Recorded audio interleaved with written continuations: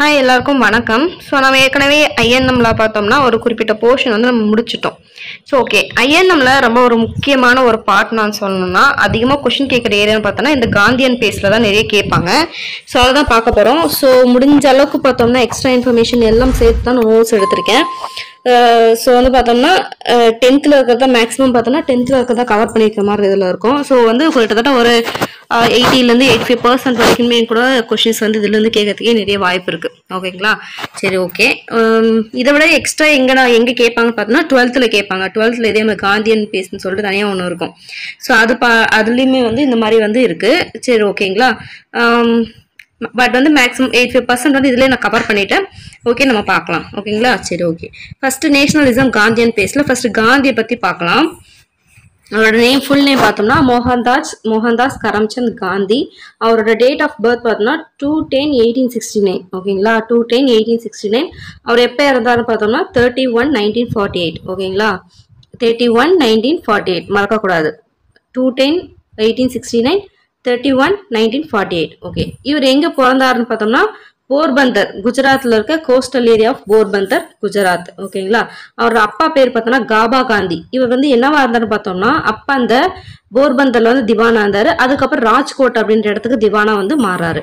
அவங்களோட அம்மா பேர் என்ன பார்த்தோம்னா புத்லிபாய் வந்து பார்த்தோம்னா influenced Gandhi by Rama devotee. இவங்க வந்து ஒரு ராம டிவோட்டி. அது மூலிமா இன்ஃப்ளூயன்ஸ் பண்ணியிருப்பாங்கன்னு சொல்லிட்டு இது வந்து ஒரு ஸ்டேட்மெண்ட்ல இருந்து கேட்டிருக்காங்க. ஓகேங்களா? ஸோ வந்து பார்த்துக்கணும். அடுத்து பார்க்கலாம் அவங்களுடைய எஜுகேஷன் என்னன்னு பார்க்கலாம். எஜுகேஷன் வந்து பார்த்தோம்னா அவர் மெட்ரிக் முடிச்சதுக்கப்புறம் இங்கிலாந்துக்கு வந்து போறாரு. எப்போ இங்கிலாந்து போறாருன்னு பார்த்தோம்னா 1888ல் லா படிக்கணுன்றதுக்காக இங்கிலாந்துக்கு 1880 போறாரு. ரொம்ப முக்கியம். அங்கே போயிட்டு ஜூன் 1891ல் என்ன மாறுறாருன்னா பாரிஸ்டரா பிகேம் ஆகிறாரு. Sorry, he became barrister in June 1891. So வந்து ஜூன் 1891ல் பாரிஸ்டர் ஆகுறாரு. ஸோ ஃபர்ஸ்ட் என்னது, அவர் வந்து லா படிக்கணுன்றதுக்காக 1888ல் இங்கிலாந்து போறாரு. அதுக்கப்புறம் ஜூன் 1891ல் என்ன ஆகுறாரு, பாரிஸ்டர் ஆகுறாரு. அதுக்கப்புறம் அகமதாபாத் வந்து சப்ரமதி ஆசிரமம்னு சொல்லிட்டு ஒன்று ஸ்டார்ட் பண்றாரு. சப்ரமதி ஆசிரமம் அகமதாபாத்ல. ஓகே, அதுக்கப்புறம் என்ன பண்றாருன்னா பாம்பேல வந்து போய் ப்ராக்டிஸ் பண்றாரு. ஓகேங்களா? அதுக்கப்புறம் என்ன பண்றாருன்னா அங்கே ஆனால் வந்து அவருக்கு அந்த அளவுக்கு செட் ஆகலைன்றதுனால குஜராத் பிரான்ச் வந்து ஆப்பிரிக்காவில் ஒன்று இருக்கு அப்படின்னு சொல்லிட்டு அங்கே போகலாம் அப்படின்னு சொல்லி முடிவு பண்ணிட்டு போறாரு. எப்போ கிளம்புறாருன்னு பார்த்தோம்னா ஏப்ரல் 1893. ஸோ 91ல் வந்து பாரிஸ்டர் ஆகிட்டு 1893ல் என்ன பண்றாரு, ஏப்ரல் 1893ல் மறுபடியும் சவுத் ஆப்பிரிக்கா போறாரு. அப்பதான் என்ன நடக்குதுன்னு பார்த்தோம்னா ஃபர்ஸ்ட் கிளாஸ் ட்ரெயின் வந்து இவர் டிராவல் பண்ணிட்டு இருக்காரு. அப்போ என்ன பண்ணுவாங்கன்னா அது எங்கேருந்து எங்கே போவார்னா டர்பன்லேருந்து பெட்ரோரியா அப்படின்னு சொல்லிட்டு ஒரு இடத்துக்கு வந்து போவார். அப்படி போயிட்டு இருக்கும்போது தான் என்னென்னு பண்ணுவாருன்னா அவர் வந்து இது ரேசியல் டிஸ்கிரிமினேஷன், அதாவது நீங்கள் வந்து கருப்பேன் அப்படின்னு சொல்லிட்டு என்ன பண்ணுவாங்க, தூக்கி வெளில போட்டுருவாங்க. ஓகேங்களா? அது என்னைக்கு நடந்துச்சுன்னு பார்த்தோம்னா ஸோ ஏப்ரலில் கிளம்புனார் இல்லையா, ஜூன் மாதம் 7/6 அதே வருஷம் 1893ல் இந்த விஷயம் வந்து நடந்திருக்கும். எப்போ 7/6/1893. அதுக்கப்புறம் என்ன பண்ணுறாருன்னா டிரான்ஸ்வால் அப்படின்னு ஒரு இடம் இருக்கும். அங்கே பார்த்தோன்னா இந்தியன்ஸ்லாம் மீட்டிங்காக கூப்பிடுவாங்க. ஸோ இது எதிர்த்து நம்ம போராடலாம் அப்படின்னு சொல்லிட்டு கூப்பிடுவார். ஸோ அது மட்டும் இல்லாமல் வேற என்னெல்லாம் பிரச்சனை இருக்கும் அங்கன்னு பார்த்தோம்னா அவங்க வந்து டிரான்ஸ்வாலில் வசிக்கணும், இந்தியன்ஸ் வந்து வசிக்கணும்னா என்னன்னு பார்த்தோம்னா 3 யூரோ வந்து அவங்க பே பண்ணணும். ஒரு தலைக்கு வந்து 3 யூரோ வந்து பே பண்ணணும் அப்படின்னு சொல்லி வேற சொல்லியிருப்பாங்க. அதே மாதிரி பார்த்தோம்னா 9 மணிக்கு மேலே வந்து வெளில வந்து போகக்கூடாது யாருமே. இப்போ ஏதாவது பெர்மிஷன் இல்லாமல் 9 மணிக்கு மேலே வெளில போகக்கூடாது, அவங்களுக்கும் சொந்தமாக நிலம் வாங்கக்கூடாது, இந்த மாதிரி நிறைய ரெஸ்ட்ரிக்ஷன்ஸ் இருக்கும். இந்த மாதிரி இதுக்காகலாம் அவர் போராடுவார். சரி, ஓகே. இவர் வந்து என்ன பண்ணுறாருன்னா டால்ஸ்டாய் அண்ட் ஜான் ரஸ்கின் அதுக்கு அந்த இதெல்லாம் அவர் வந்து படிக்க ஆரம்பிக்கிறாரு. ஸோ அவர் வந்து இன்ஃப்ளூயன்ஸ் ஆகுறாரு. படிக்கிறது மட்டும் இல்லாமல் அந்த ரஸ்கினோட அன்டு திஸ் லாஸ்ட் அப்படின்ற புக் மூலியமாகவும் அதே மாதிரி டால்ஸ்டாய் எழுதுனா the kingdom of God is within you அப்படின்னு சொல்லிட்டு ஒரு புக்கு, அதே மாதிரி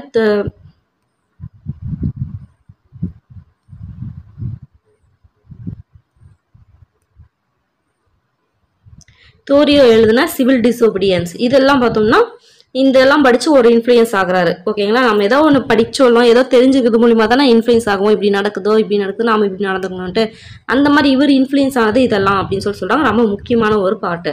ஸோ ரஸ்கின் வந்து அன்டு இஸ் லாஸ்ட், டால்ஸ்டாய் பார்த்தோம்னா kingdom of God is within you, Thoreau பார்த்தோம்னா சிவில் டிசோபீடியன்ஸ். ஓகே, இவரோட ஐடியா என்னன்னு பார்த்தோம்னா வெஸ்டர்ன் பிளஸ் இந்தியன் ரெண்டும் கலந்ததான் இவரோட ஐடியாவா இருந்துச்சு. ஓகே, ஓகே, டால்ஸ்டாய் நம்ம பார்த்தோம் இல்லையா, அவரது படிச்சு இன்ஃப்ளூயன்ஸ் ஆனால் நம்ம பார்த்தோம் இல்லையா. ஸோ அந்த டால்ஸ்டாய் வந்து இந்த திருக்குறளை பற்றி மென்ஷன் பண்ணியிருப்பாரு. ஸோ இது மூலியமா தான் இவருக்கு வந்து திருக்குறளை வந்து இன்ட்ரடியூஸ் ஆயிருப்பாரு. ஸோ எப்படி கொஸ்டின் கேட்கலாம், இவர் வந்து யார் மூலியமா திருக்குறளுக்கு வந்து இன்ட்ரடியூஸ் பண்ணப்பட்டார் அப்படின்னு கேட்டோம்னா டால்ஸ்டாய். ஓகே, இவர் ரஸ்கின் வந்து இன்ஸ்பயர் பண்ணி என்னென்னலாம் பண்றாருன்னு பார்த்தோம்னா 1905ல ஃபீனிக்ஸ் செட்டில்மெண்ட் அப்படின்னும் டால்ஸ்டாய் ஃபார்ம் 1910ல வந்து 2 வந்து நிறுவுறாரு. ஓகேவா, ரொம்ப முக்கியம். ஸோ ரஸ்கின் இன்ஸ்பயர் பண்ணி ஃபர்ஸ்ட் என்ன பண்றாரு, 1905ல ஃபீனிக்ஸ் செட்டில்மெண்ட் அப்படின்னு சொல்லிட்டோம், 1910ல டால்ஸ்டாய் ஃபார்ம் அப்படின்னு சொல்லிட்டு ஒன்று ஆரம்பிக்கிறாரு. So equality, community living and dignity of labour இதெல்லாம் வந்து பேஸ் பண்ணத்தான் இந்த 2 எதுக்கு நிறுவனார்னா இதுக்காக தான். Equality, community living and dignity of labour. அது மட்டும் இல்லாமல் பார்த்தோம்னா சத்தியாகிரகாசின்ற கிராஹிஸ் இருப்பாங்க இல்லையா, சத்தியாகிரஹிஸ், அதாவது வந்து பார்த்தோன்னா அந்த சத்தியாகிரகத்தை வந்து ஃபாலோ பண்ணுறவங்க இருப்பாங்க இல்லையா, அஹிம்சையை ஃபாலோ பண்ணுறவங்களாம் இருப்பாங்க இல்லையா, அவங்களுக்கு ஒரு ட்ரைனிங் கிரவுண்டாக இருந்தது பார்த்தோன்னா அந்த இடத்துல தான். ஓகேங்களா. ஓகே, அடுத்து satyagraha has strategy in South Africa. நம்ம பார்த்தோம் இல்லையா, சத்தியாகிரகா அஹிம்சா மூலியமா தான் அங்கே போராடி அதில் வந்து அந்த இப்போ நம்ம மேலே சொன்ன பிரச்சனை, அந்த 9 மணிக்கு மேலே அவுட்டிங் போகக்கூடாது, இந்த பிரச்சனை எல்லாம் இருந்துச்சு இல்லையா, அதெல்லாம் வந்து தீத்தாருன்னு சொன்னோமே, அது வந்து சத்தியகிரகா மூலியமா தான் அவர் வந்து பண்ணாரு அப்படின்னு சொல்றாங்க. ஸோ சத்தியகிரகானா ஃபர்ஸ்ட் என்ன நம்ம தெரிஞ்சுக்கணும். சத்தியகிரகா அப்படின்னா டிவோஷன் டு ட்ரூத், அதே மாதிரி ட்ரூத் ஃபோர்ஸ், உண்மை, அவ்வளோதான் விஷயம் சத்தியகிரகானா. So சத்தியானா truth, அஹிம்சானா non violence. ஓகேங்களா. அடுத்து ஸோ பீஸ்ஃபுல் மார்ச்சஸ், அதே மாதிரி பார்த்தோம்னா அரெஸ்ட் பண்ண வந்தாங்கன்னா போய் இந்தாங்க அரெஸ்ட் பண்ணிக்கோங்கன்னா அப்படியே நாமளே முன்ன போய் இது பண்ணுறது, இந்த மாதிரிலாம் வந்து பண்ணுறது தான் வந்து Satyagraha. So Satyagraha for immigration and racial discrimination. Okay, அடுத்து பார்த்தோம்னா Indians and indentured labours turned hawkers continue the struggle despite police brutality. ஓகேங்களா.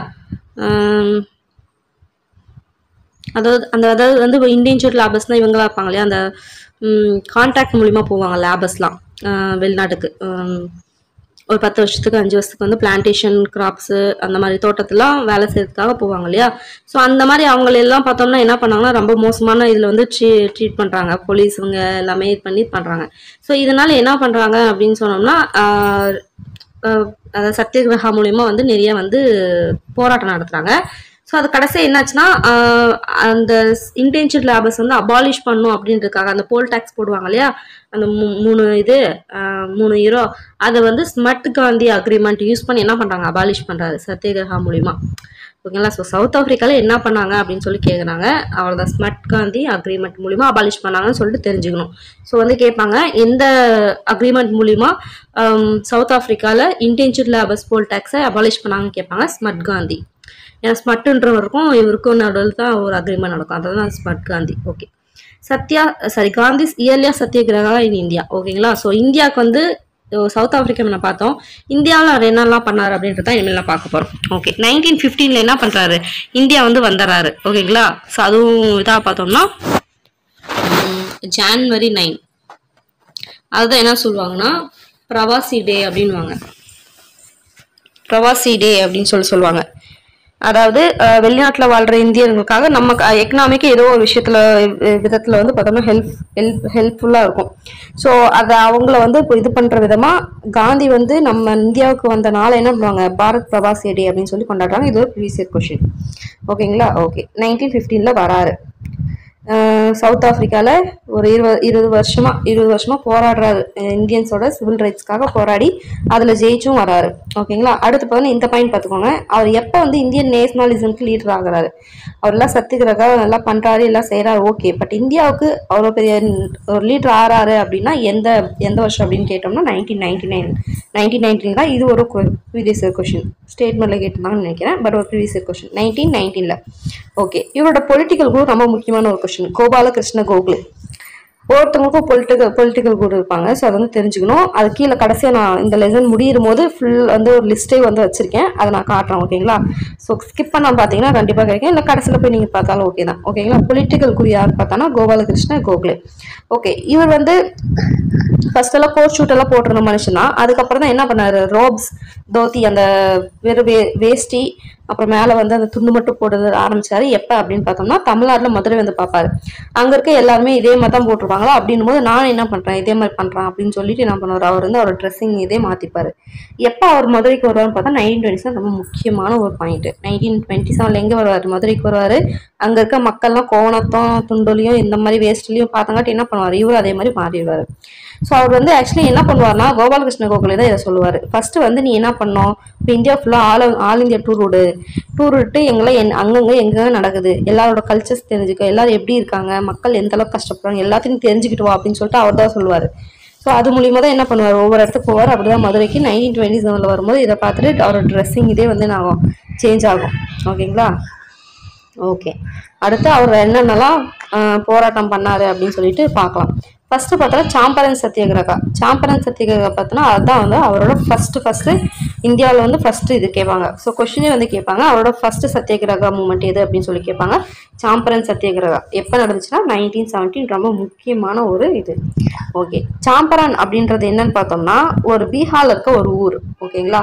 அங்கே என்ன பண்ணுறாங்கன்னா திங்கத்தியா சிஸ்டம் அப்படின்னு சொல்லிட்டு ஒரு விஷயத்த வந்து பண்ணுறாங்க. அது வந்து ஒரு எக்ஸ்ப்ளாட்டிவ் சிஸ்டம், சுரண்டறதுக்காக ஒரு ஏற்படுத்தப்பட்ட சிஸ்டம்னே சொல்லலாம். ஸோ அந்த டிங்கத்தியா சிஸ்டம் வந்து நடந்துட்டு இருக்கும். இதுபடி என்ன பண்ணணும் அப்படின்னு பார்த்தோம்னா யூரோப்பியன்ஸ் வந்து அவங்களோட நிலத்துல 20 பங்குல 3 பங்கு என்ன பண்ணோம், இண்டிகோ வந்து நீங்க விளைவிச்சே ஆகணும். நீங்க 20 பங்கு நீங்க என்ன வேணா, சரி 20 பங்குல 17 பங்கு நீங்க என்ன வேணா போட்டுக்கோங்க, 17 பங்கு நீங்க என்ன வேணா பண்ணிக்கோங்க. பட் அந்த மீதி இருக்க 3 பங்குல என்ன பண்ணோம், இண்டிகோ வந்து நீங்க போட்டே ஆகணும் அப்படின்னு சொல்லிட்டு என்ன பண்ணுவாங்க, ஃபோர்ஸ் பண்ணுவாங்க யூரோப்பியன்ஸ். ஸோ ஏன்னு பார்த்தோம்னா ஜெர்மன்ல வந்து சிந்தட்டிக் டை வந்து 19th century தான் இன்ட்ரடியூஸ் பண்ணுவாங்க. அது வரைக்குமே நேச்சுரல் டைக்கு பார்த்தோம்னா செம டிமாண்ட் இருக்கும். நேச்சுரல் டைன்னு பார்க்கும்போது இண்டிகோவில் வந்து அதை வந்து இது பண்றாங்க, எக்ஸ்ட்ராக்ட் பண்றாங்க. அப்படின்னும் போது என்ன பண்றாங்க, அது வரைக்குமே இண்டிகோ வந்து அவங்களுக்கு வந்து பல ரொம்ப லாபத்தை வந்து கொடுத்துட்டு இருந்தது. அதனால தான் பார்த்தோம்னா அது மாதிரி பண்ணுவாங்க. ஸோ அவங்க என்ன பண்றாங்க பார்த்தோம்னா 19th century ஜெர்மன் வந்து அதை சிந்தட்டிக் டை வந்ததுக்கப்புறம் என்ன பண்றாங்க, ஓகே இதுக்கு மேலே அவங்கள வந்து இது பண்றது, அதாவது இது மூலியமா இந்த இண்டிகோ மூலியமா எந்த ஒரு இதுவும் இல்லை அப்படின்னு தெரிஞ்சுட்டு என்ன பண்றாங்க, ஸோ இவங்க வேற மூலியமா வந்து அவங்க கிட்ட பணம் கறக்கணும்னு சொல்லிட்டு அவங்களோட ரெண்ட் எல்லாத்தையும் வந்து இல்லீகலாக கலெக்ட் பண்றது, அதிகமாக பண்றது, இந்த மாதிரிலாம் பண்ணி அவங்களை ரொம்ப கஷ்டப்படுத்துறாங்க, துன்புறுத்துறாங்க. ஸோ அதுக்கப்புறம் தான் என்ன பண்றாங்கன்னா இதை பார்த்துட்டு ராஜ்குமார் சுக்லா அப்படின்றவர் என்ன பண்றாரு, காந்தி வாப்பா வந்து பாருப்பா விசிட்டோட சாம்பிரானுக்கு இந்த மாதிரிலாம் பண்றாங்க அப்படின்னு சொல்லிட்டு என்ன பண்ணுவாரு, காந்திக்கு வந்து ஒரு கேட்பாரு, ஒரு கோரிக்கை மாதிரி வைப்பாரு. யாரு, ரொம்ப முக்கியம், ராஜ்குமார் சுக்லா. ஓகேங்களா? அவர் தான் அதை கூப்பிடுவாரு. சரி, ஓகே, காந்தி என்ன சொல்லுவாரு, the country thus had is first object lesson in civil disobedience. ஓகேங்களா? அப்படின்னு சொல்லிட்டு ஒரு கோச் வந்து சொல்லி அப்படியே இது பண்ணுவாரு. ஸோ இதுல வந்து கூட யார் யாரெல்லாம் இருந்திருப்பாங்க பார்த்தோம்னா லாயர் பிரஜ்கிஷோர் பிரசாத் அப்படின்ற ஒரு லாயர் வந்து அசிஸ்ட் பண்ணியிருப்பாரு அவங்களுக்காக. அதாவது சிவில் ரைட்ஸ், சிவில் டிசோபீடியன்ஸ்னாவே என்னது, அது கண்டிப்பா ஒரு லாயர் வேணும். ஓகேவா? ஸோ அந்த மாதிரி அசிஸ்ட் பண்ணாதான் இந்த பிரஜ்கிஷோர் பிரசாத். ஸோ கூப்பிட்டவர் பார்த்தோம்னா ராஜ்குமார் சுக்லா, அசிஸ்ட் பண்ண லாயர் வந்து பிரஜ்கிஷோர் பிரசாத். அவங்கள அக்காம்பனி பண்ணது யாரு, ரொம்ப முக்கியம், இது ஒரு ப்ரீவியஸ் கொஸ்டின். ஓகேங்களா? இது 3ல வந்து ஒருத்தருக்கு எடுத்துட்டு வேற மாத்தி கொடுத்து யாரு வரல அப்படின்னு சொல்லிட்டு இதுல இன்க்ளூட் ஆகலன்னு சொல்லிட்டு கொஸ்டின் கேட்டிருப்பாங்க. ஸோ யார் அக்காம்பனி பண்ணதுன்னா நம்ம ராஜேந்திர பிரசாத் தெரியல அவங்க, அப்புறம் மஹரூல் ஹுக் அவரு, ஆச்சாரிய கிருபாலினி, மகாதேவ தேசாய். ஓகேங்களா? ஸோ இவங்க 2 பேரும் நமக்கு நல்லாவே தெரியும், ராஜேந்திர பிரசாத்தும் ஆச்சாரிய கிருபாலினி. வேற எக்ஸ்ட்ராவா யார் இருப்பாங்க பார்த்தா மாமா, 2 பேருமே மாமா, மஹருல் ஹுக், மகாதேவ் தேசாய். ஓகேங்களா? ஓகே, அதுக்கப்புறம் என்ன பண்றாங்க, போராட்டம் பண்றாங்க, எல்லாம் பண்ணி என்ன பண்றாங்க, கடைசியா வந்து அந்த டிங்கத்தியா சிஸ்டத்தை வந்து இது பண்ணிட்டாங்க, அவ்வளவுதான். ஸோ இதில் நான் முக்கியமா பார்க்க வேண்டியது என்ன, காந்தியோட ஃபர்ஸ்ட் சத்தியாகிரகா மூமெண்ட் எதுன்னு பார்த்தோம்னா சம்பரான் சத்தியாகிரகா. என்னைக்கு பார்த்தோம்னா 1917. இந்த சம்பரான் அப்படின்றது பார்த்தோம்னா இருக்கிற இடம் பீகார். இங்க என்ன பிரச்சனைன்னு பார்த்தோம்னா டிங்கத்தியா சிஸ்டம்ன்ற ஒரு எக்ஸ்ப்ளாட்டி சிஸ்டம் ஃபார்ம் பண்றாங்க. அது என்னப்பா டிங்கத்தியா சிஸ்டம் அப்படின்னு பார்த்தோம்னா அவங்க நிலத்துல 23 பங்கு, இந்த கவுண்ட் ரொம்ப முக்கியம், 20ல 3 பங்கு பார்த்தோம்னா இண்டிகோ விளைவிக்கணும் அப்படின்னு சொல்லிட்டு ஃபோர்ஸ் பண்ணுவாங்க. So 19th century German synthetic dye வந்து இன்ட்ரடியூஸ் பண்ணதுக்கப்புறம் இண்டிகோவோட அவசியம் இல்லாமல் போயிடுது.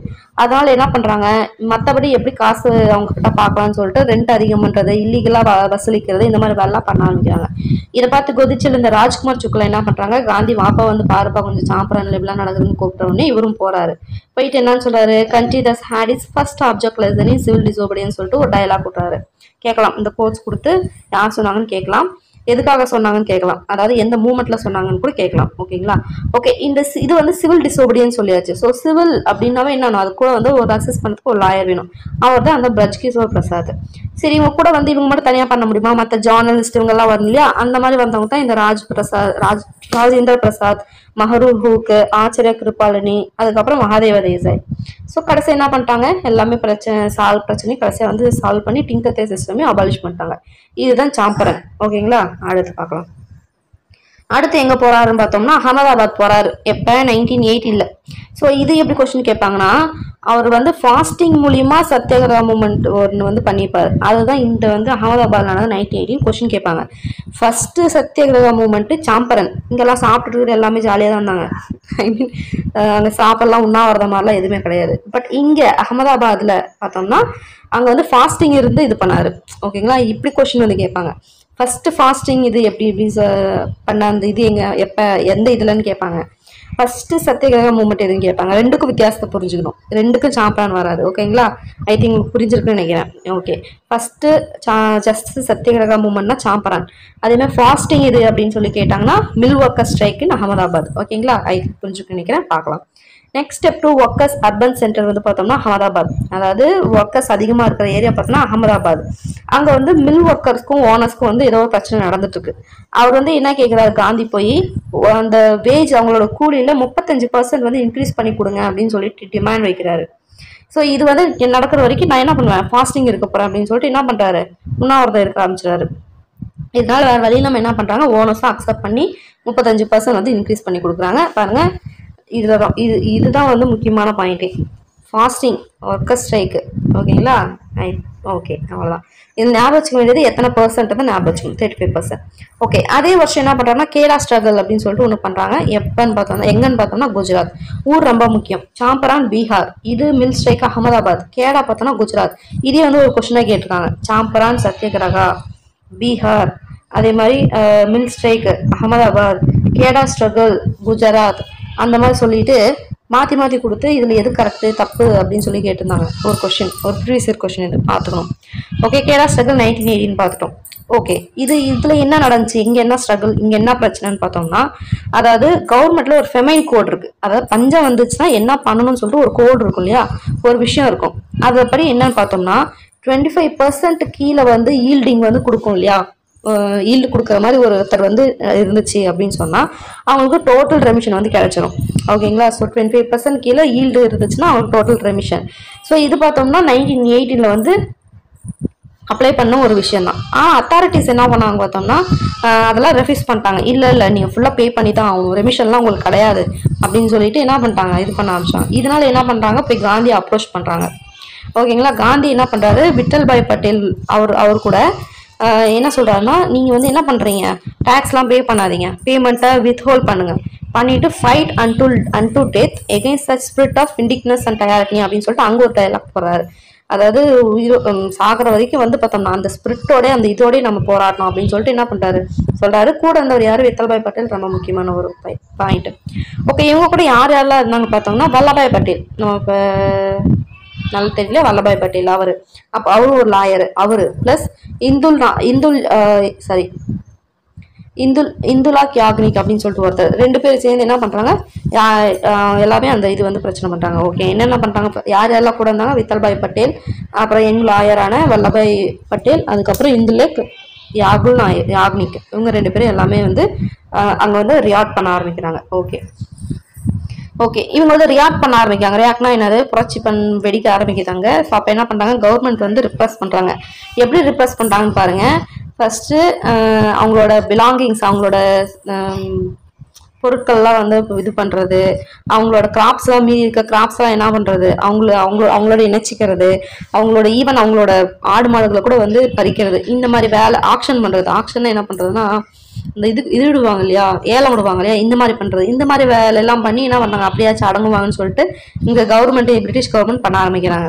ஸோ அதுக்கப்புறம் என்ன பண்ணுறாங்க, கவர்மெண்ட் வந்து ஸோ ஓகே ரியாக்ஸ் வந்து அதுக்கப்புறமும் நடந்தது தான், பிரச்சனை போயிட்டு புரட்சி வெடிச்சு தான் இருக்கு. அப்புறம் என்ன பண்றாங்க, சரிப்பா ஓகேப்பா பிரச்சனை பண்ணாதீங்க, இனிமேலுக்கு நாங்கள் யாரால கொடுக்க முடியுமோ அவங்க கிட்ட இருந்து மட்டும் நாங்கள் வாங்கிக்கிறோம், இதோட பிரச்சனையை முடிச்சுக்கலாம் அப்படின்னு சொல்லிட்டு என்ன பண்றாங்க, முடிச்சிடுறாங்க. இதோட அந்த ஸ்ட்ரகிள் வந்து முடிஞ்சிருச்சு அப்படின்னு சொல்லிட்டு சொல்றாங்க. ஓகேங்களா. ஸோ ஓகே ஃபர்ஸ்ட் கேடால் நம்ம நோட் பண்ண வேண்டியது குஜராத், எந்த இடத்துல குஜராத், எப்போ 1918. விஷயம் என்னன்னா 25% கீழே இருக்கிறவங்க வந்து டோட்டல் ரெமிஷன் கொடுப்பாங்க.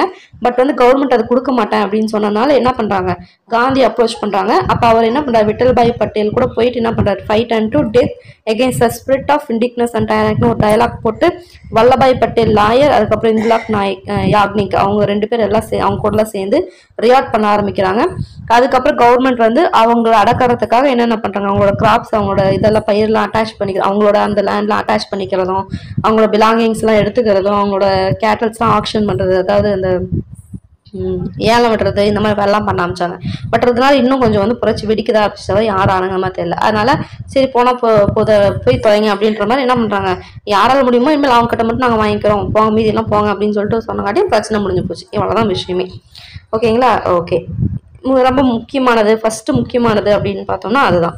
அதுக்கப்புறம் தான் என்ன பண்றாரு, அவர் வந்து இவர் வந்து மகாத்மா காந்தி நம்ம சொல்றோம். ஏன் அப்படின்னு சொல்றோம்னா அதாவது ஒருத்தவங்க மகாத்மா காந்தின்னு ஒருத்தவங்க மகாத்மான்னு ஒரு பேர் வைக்கிறோம்னா அதுக்கு ஏதோ ஒரு ரீசன் இருக்கும். அதுக்கான ரீசன் தான் என்னன்னு பார்த்தோம்னா, he confronted both colonialist and Indian exploiters. அதாவது பார்த்தோம்னா காலனியலிஸ்ட்னா நம்ம பிரிட்டிஷ்காரங்க, அவங்க தான் காலனி, அதாவது இன்னொரு இடத்துல இருந்து வந்து நம்மளை வந்து ஒரு ஆக்கிரமிக்கிறாங்களே அவங்க தான் காலனியலிஸ்ட்னுவாங்க. அவங்க கிட்டயுமே கன்ஃபரண்ட் பண்ணாது.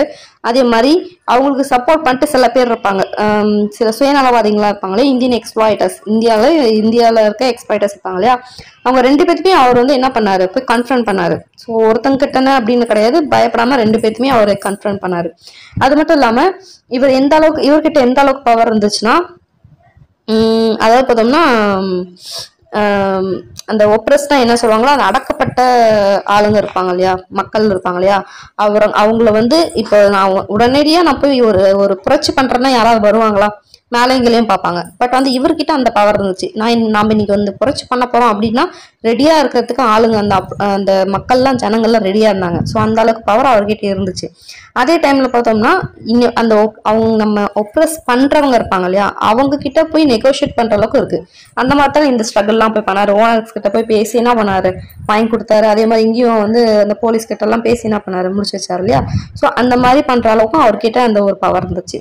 அதே மாதிரி he was man of masses, மக்களோட இது பவர் வந்து அவர்கிட்ட அதிகமா இருந்துச்சு. இதனால தான் அவர் மகாத்மான்னு சொல்றாங்கன்னு சொல்றாங்க. ஸோ 3 ரீசன் கேட்கலாம், ஸ்டேட்மெண்ட்ல கொடுத்து கூட கேட்கலாம். ஓகேங்களா, பார்த்துக்கோங்க. ஓகே, இது ஒரு பாக்ஸ் கொஸ்டின், ரொம்ப முக்கியமானது, அடிக்கடி கேட்கறது. சர்வெண்ட் ஆஃப் இந்தியா சொசைட்டி அப்படின்னு சொல்லிட்டு ஒரு சொசைட்டி வந்து ஃபார்ம் பண்றாங்க. யாருன்னு பார்த்தோம்னா கோபாலகிருஷ்ண கோகலே. எப்பன்னு பார்த்தோம்னா 1905, ரொம்பவே முக்கியமானது.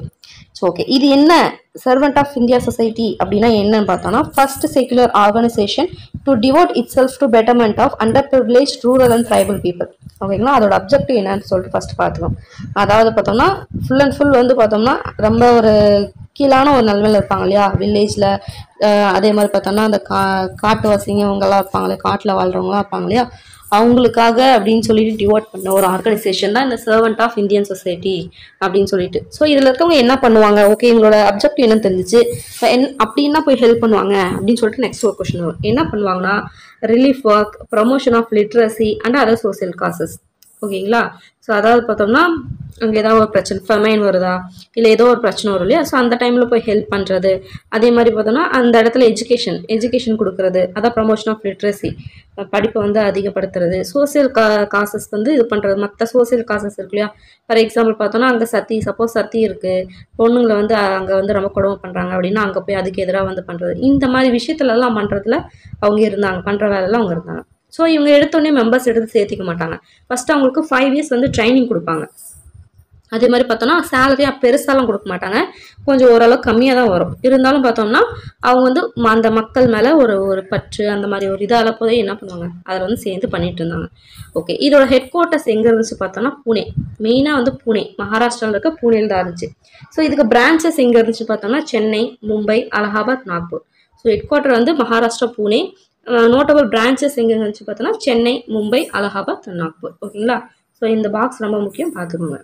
Okay, Montagu Chelmsford reforms. Okay, okay, இதுவே பார்த்தோம்னா ரொம்ப முக்கியமானது. இதில் மாண்டகு கெம்ஸ்ஃபோர்ட், இதில் எட்வின் மாண்டகு அப்படின்றவர் இந்தியா ஸ்டேட்டோட செக்ரட்டரி. கெம்ஸ்ஃபோர்ட் வந்து வைஸ்ராய். இது ஃபர்ஸ்ட் தெரிஞ்சுக்கணும். என்னது, எட்வின் மாண்டகு வந்து செக்ரட்டரி ஆஃப் ஸ்டேட், கெம்ஸ்ஃபோர்ட் வந்து வைஸ்ராய். ரெண்டுக்கும் வித்தியாசம் தெரிஞ்சுக்கணும். ஓகேங்களா? ஓகே, இவங்க என்ன பண்ணுறாங்கன்னா அனௌன்ஸ் பண்ணுறாங்க, கான்ஸ்டியூஷனில் நாங்கள் வந்து சேஞ்ச் பண்ண போகிறோம்ப்பா அப்படின்னு சொல்கிறாங்க. அந்த சேஞ்ச் பண்ண கான்ஸ்டியூஷன் பேர் என்னன்னு பார்த்தோம்னா இந்தியன் கவுன்சில் ஆக்ட் 1919 அப்படின்னு சொல்லிட்டு பண்ணுறாங்க. ஓகேங்களா? ஸோ ஓகே, இது என்ன இந்தியன் கவுன்சில் ஆக்ட் 1919 என்ன அப்படின்னு பார்த்தோம்னா எலெக்டட் மெஜாரிட்டிஸை வந்து பார்த்தோம்னா எலெக்ஷன் பண்ணுறோம், ஒரு எலெக்ஷன் மாதிரி வச்சுக்கோங்களேன். அதாவது வந்து பார்த்தோம்னா டயார்கி அப்படின்ற ஒரு விஷயத்தை வந்து இன்ட்ரடியூஸ் பண்ணாங்க, இரட்டை ஆட்சி அப்படின்னு சொல்லிட்டு ஒன்று இன்ட்ரடியூஸ் பண்ணுறாங்க. அதுக்காக போடப்பட்டது தான் இந்த இந்தியன் கவுன்சில் ஆக்ட் 1919 போடப்பட்டது இதுதான். ஓகேங்களா? அது என்ன அப்படின்னு இரட்டை ஆட்சி அப்படி என்னன்னு பார்த்தோம்னா லா, ஆர்டர், ஃபினான்ஸ் இதெல்லாம் மொத்தமாக வந்து ஒயிட் மேனுக்கு அடியில் போயிடுறது. ஒயிட் மேனில் கவர்னர் இருப்பாங்க இல்லையா, அந்த கவர்னர் ஜெனரல்லாம் இருப்பாங்க இல்லையா, அவங்களுக்கு கீழே போயிடுறது. மற்றபடி இந்த ஓடி ஆடுற கஷ்டமான வேலைகளான இந்த எஜுகேஷனோ இந்த லோக்கல் செல்ஃப் கவர்மெண்ட் இந்த மாதிரி கொஞ்சம் டஃப்பாக மெயின்டைன் பண்ணுறது டஃப்பாக இருக்க விஷயத்தில் கொண்டு போய் இந்தியன் ரெப்ரஸன்டேட்டிவ் கிட்ட கொடுத்துறது. இப்போ இந்தியாவில் வந்து ஒரு சிலத்தை மினிஸ்டராக வந்து செலக்ட் பண்ணுவாங்க இல்லையா, அவங்கள போய் இதெல்லாம் நீங்கள் பார்த்துக்கோங்க அப்படின்னு சொல்லி கொடுக்குறது. ஓகேங்களா? ஸோ இது என்ன விஷயம் அப்படின்னு பார்த்தோம்னா எஜுகேஷனல் லோக்கல் செல்ஃப் கவர்மெண்ட் வந்து இந்த மாதிரி விஷயம்லாம் அவங்க கிட்ட கொடுத்தாலுமே இதில் கடைசியாக முடிவெடுக்கிறது வந்து ஒயிட் மேன் கிட்ட போகுது. ஸோ கிட்டத்தட்ட இவங்க வந்து அவங்களுக்கு அடியில் இருக்கிற மாதிரி தான் இருக்கும். ஓகேங்களா? இது என்னன்னு சொல்கிறாங்கன்னா ஒரு மாக்கரி, அதாவது என்டையர் சுச்சுவேஷன் வந்து ஒரு நக்கல் பண்ணுற மாதிரி மாக்கரி சுச்சுவேஷன் வந்து ஏற்படுத்துது. அந்த இடத்துல நம்மளை வந்து மார்க் பண்ணுற மாதிரி இருக்குது. என்னங்கடா என்னது என்னை வச்சு உனக்கு காமெடிக்கு எப்படி பண்ணலேன்ற மாதிரி உனக்கு இந்த பவர்னு சொல்லி கொடுத்துட்டு கடைசியாக அந்த பவர் எனக்கு இல்லைதான்னு சொன்னால் அது அந்த இதில் வந்து இருப்பாங்க. ஓகேங்களா? அது அந்த சென்ட்ரல் லெஜிஸ்லேட்டர் வந்து பைகார்மல் அப்படின்னு சொல்லிட்டு சொல்கிறாங்க. ஓகேங்களா? ஸோ இதுதான் டயார்கின்றது. ரெண்டாக பிரித்து கொடுக்குறாங்க. லா, ஆர்டர், ஃபினான்ஸ் வந்து ஒயிட் மேனுக்கு, எஜுகேஷன் லோக்கல் செல்ஃப் கவர்மெண்ட் இதை தான் நாங்கள் சேஞ்ச் பண்ண அந்த மாண்டகு கெம்ஸ்ஃபோர்ட். ஓகேங்களா? இயர் கேட்பாங்க மாண்டகு கெம்ஸ்ஃபோர்ட் அப்படின்னு சொல்லிட்டு இயர் கேட்பாங்க. ஓகேங்களா? பார்த்துக்கணும் 1919. ஓகே, ஸோ அவங்க பிரித்தாங்க நான் பார்த்தோம். சென்ட்ரல் லெஜிஸ்லேட்டிவில் பைகார்மல் சொல்லிட்டு ரெண்டாக பிரித்தாங்கன்னாங்க இல்லையா. ஸோ அது என்னென்னு பார்க்கலாம். அதில் ஃபஸ்ட்டு ஒன்று என்னென்னு பார்த்தோம்னா சென்ட்ரல் லெஜிஸ்லேட்டிவ் அசம்பிளி. அதில் பார்த்தோம்னா 144 பேர் இருப்பாங்க. அதில் ஆனால் வந்து பார்த்தோம்னா 47 பேர் வந்து நாமினேட் பண்ணுவாங்க. 144 பேரில் 41 பேர் நாமினேட் பண்ணுவாங்க. இதே அப்பர் ஹவுஸ்ன்னு சொல்லுவாங்க, கவுன்சில் ஸ்டேட்ஸ். இப்போ இருக்கிற மாதிரி அப்போ அப்பர் ஹவுஸ் அப்பயே இருந்துச்சு, கவுன்சில் ஸ்டேட்ஸ். அதில் பார்த்தோம்னா 60 பேரில் 26 பேர் நாமினேட் பண்ணுவாங்க. அதில் என்ன சென்ட்ரல் லெஜிஸ்லேட்டிவ் எவ்வளவு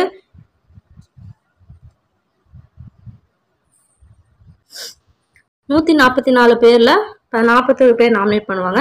இது பார்த்தோம்னா 26 out of 60 upper house council ஸ்டேட்டில் ஞாபகம் வச்சுக்கோங்க. பட் இருந்தாலுமே பார்த்தோன்னா no power over governor general and his executive council. நம்ம என்ன சொன்னோம் இல்லையா, எந்த பவரும் கிடையாது அவங்க மேலே. என்னதான் நம்மளுக்கு பவர் கொடுக்குற மாதிரி இருந்தாலுமே ஒன்றும் கிடையாது, waste. Okay, but central has power over province. நம்மளுக்கு வந்து சென்ட்ரல் மேலே எந்த பவரும் கிடையாது. பட் இப்போ இருக்கு இல்லையா, அதே மாதிரி தான். இப்போ எப்படி ஸ்டேட் கவர்மெண்ட்டுக்கு வந்து பார்த்தோம்னா கடைசி இது பார்த்தோம்னா அவங்களோட சென்ட்ரல் கிட்ட தான் இருக்கு இல்லையா, அந்த மாதிரி தான் அப்பயும் இருந்தது. சென்ட்ரல் கிட்ட தான் வந்து பவர் இருக்குது. ப்ரொவின்ஸ்க்கு வந்து பார்த்தோம்னா பவர் வந்து இல்லை. ஸோ வந்து பவர் இருக்கிற மாதிரி இருக்குது, பட் இல்லை. ஓகேங்களா? ஸோ ஃபைனலி எல்லா பவரும் என்னது யூரோப்பியன்ஸ் இங்கிலீஷ் பீப்புள்கிட்ட தான் வந்து இருக்குது அப்படின்றாங்க. அதே மாதிரி பார்த்தோன்னா ஓட் போடுவாங்களே அந்த ரைட்ஸ் கூட வந்து ரெஸ்ட்ரிக்ட் பண்ண ஒரு நிலைமையில தான் வந்து இருந்தாங்க. ஓகே, ஐஎன்சி என்ன பண்ணுறாங்க அப்போ ஆகஸ்ட் 1918 அது 1918.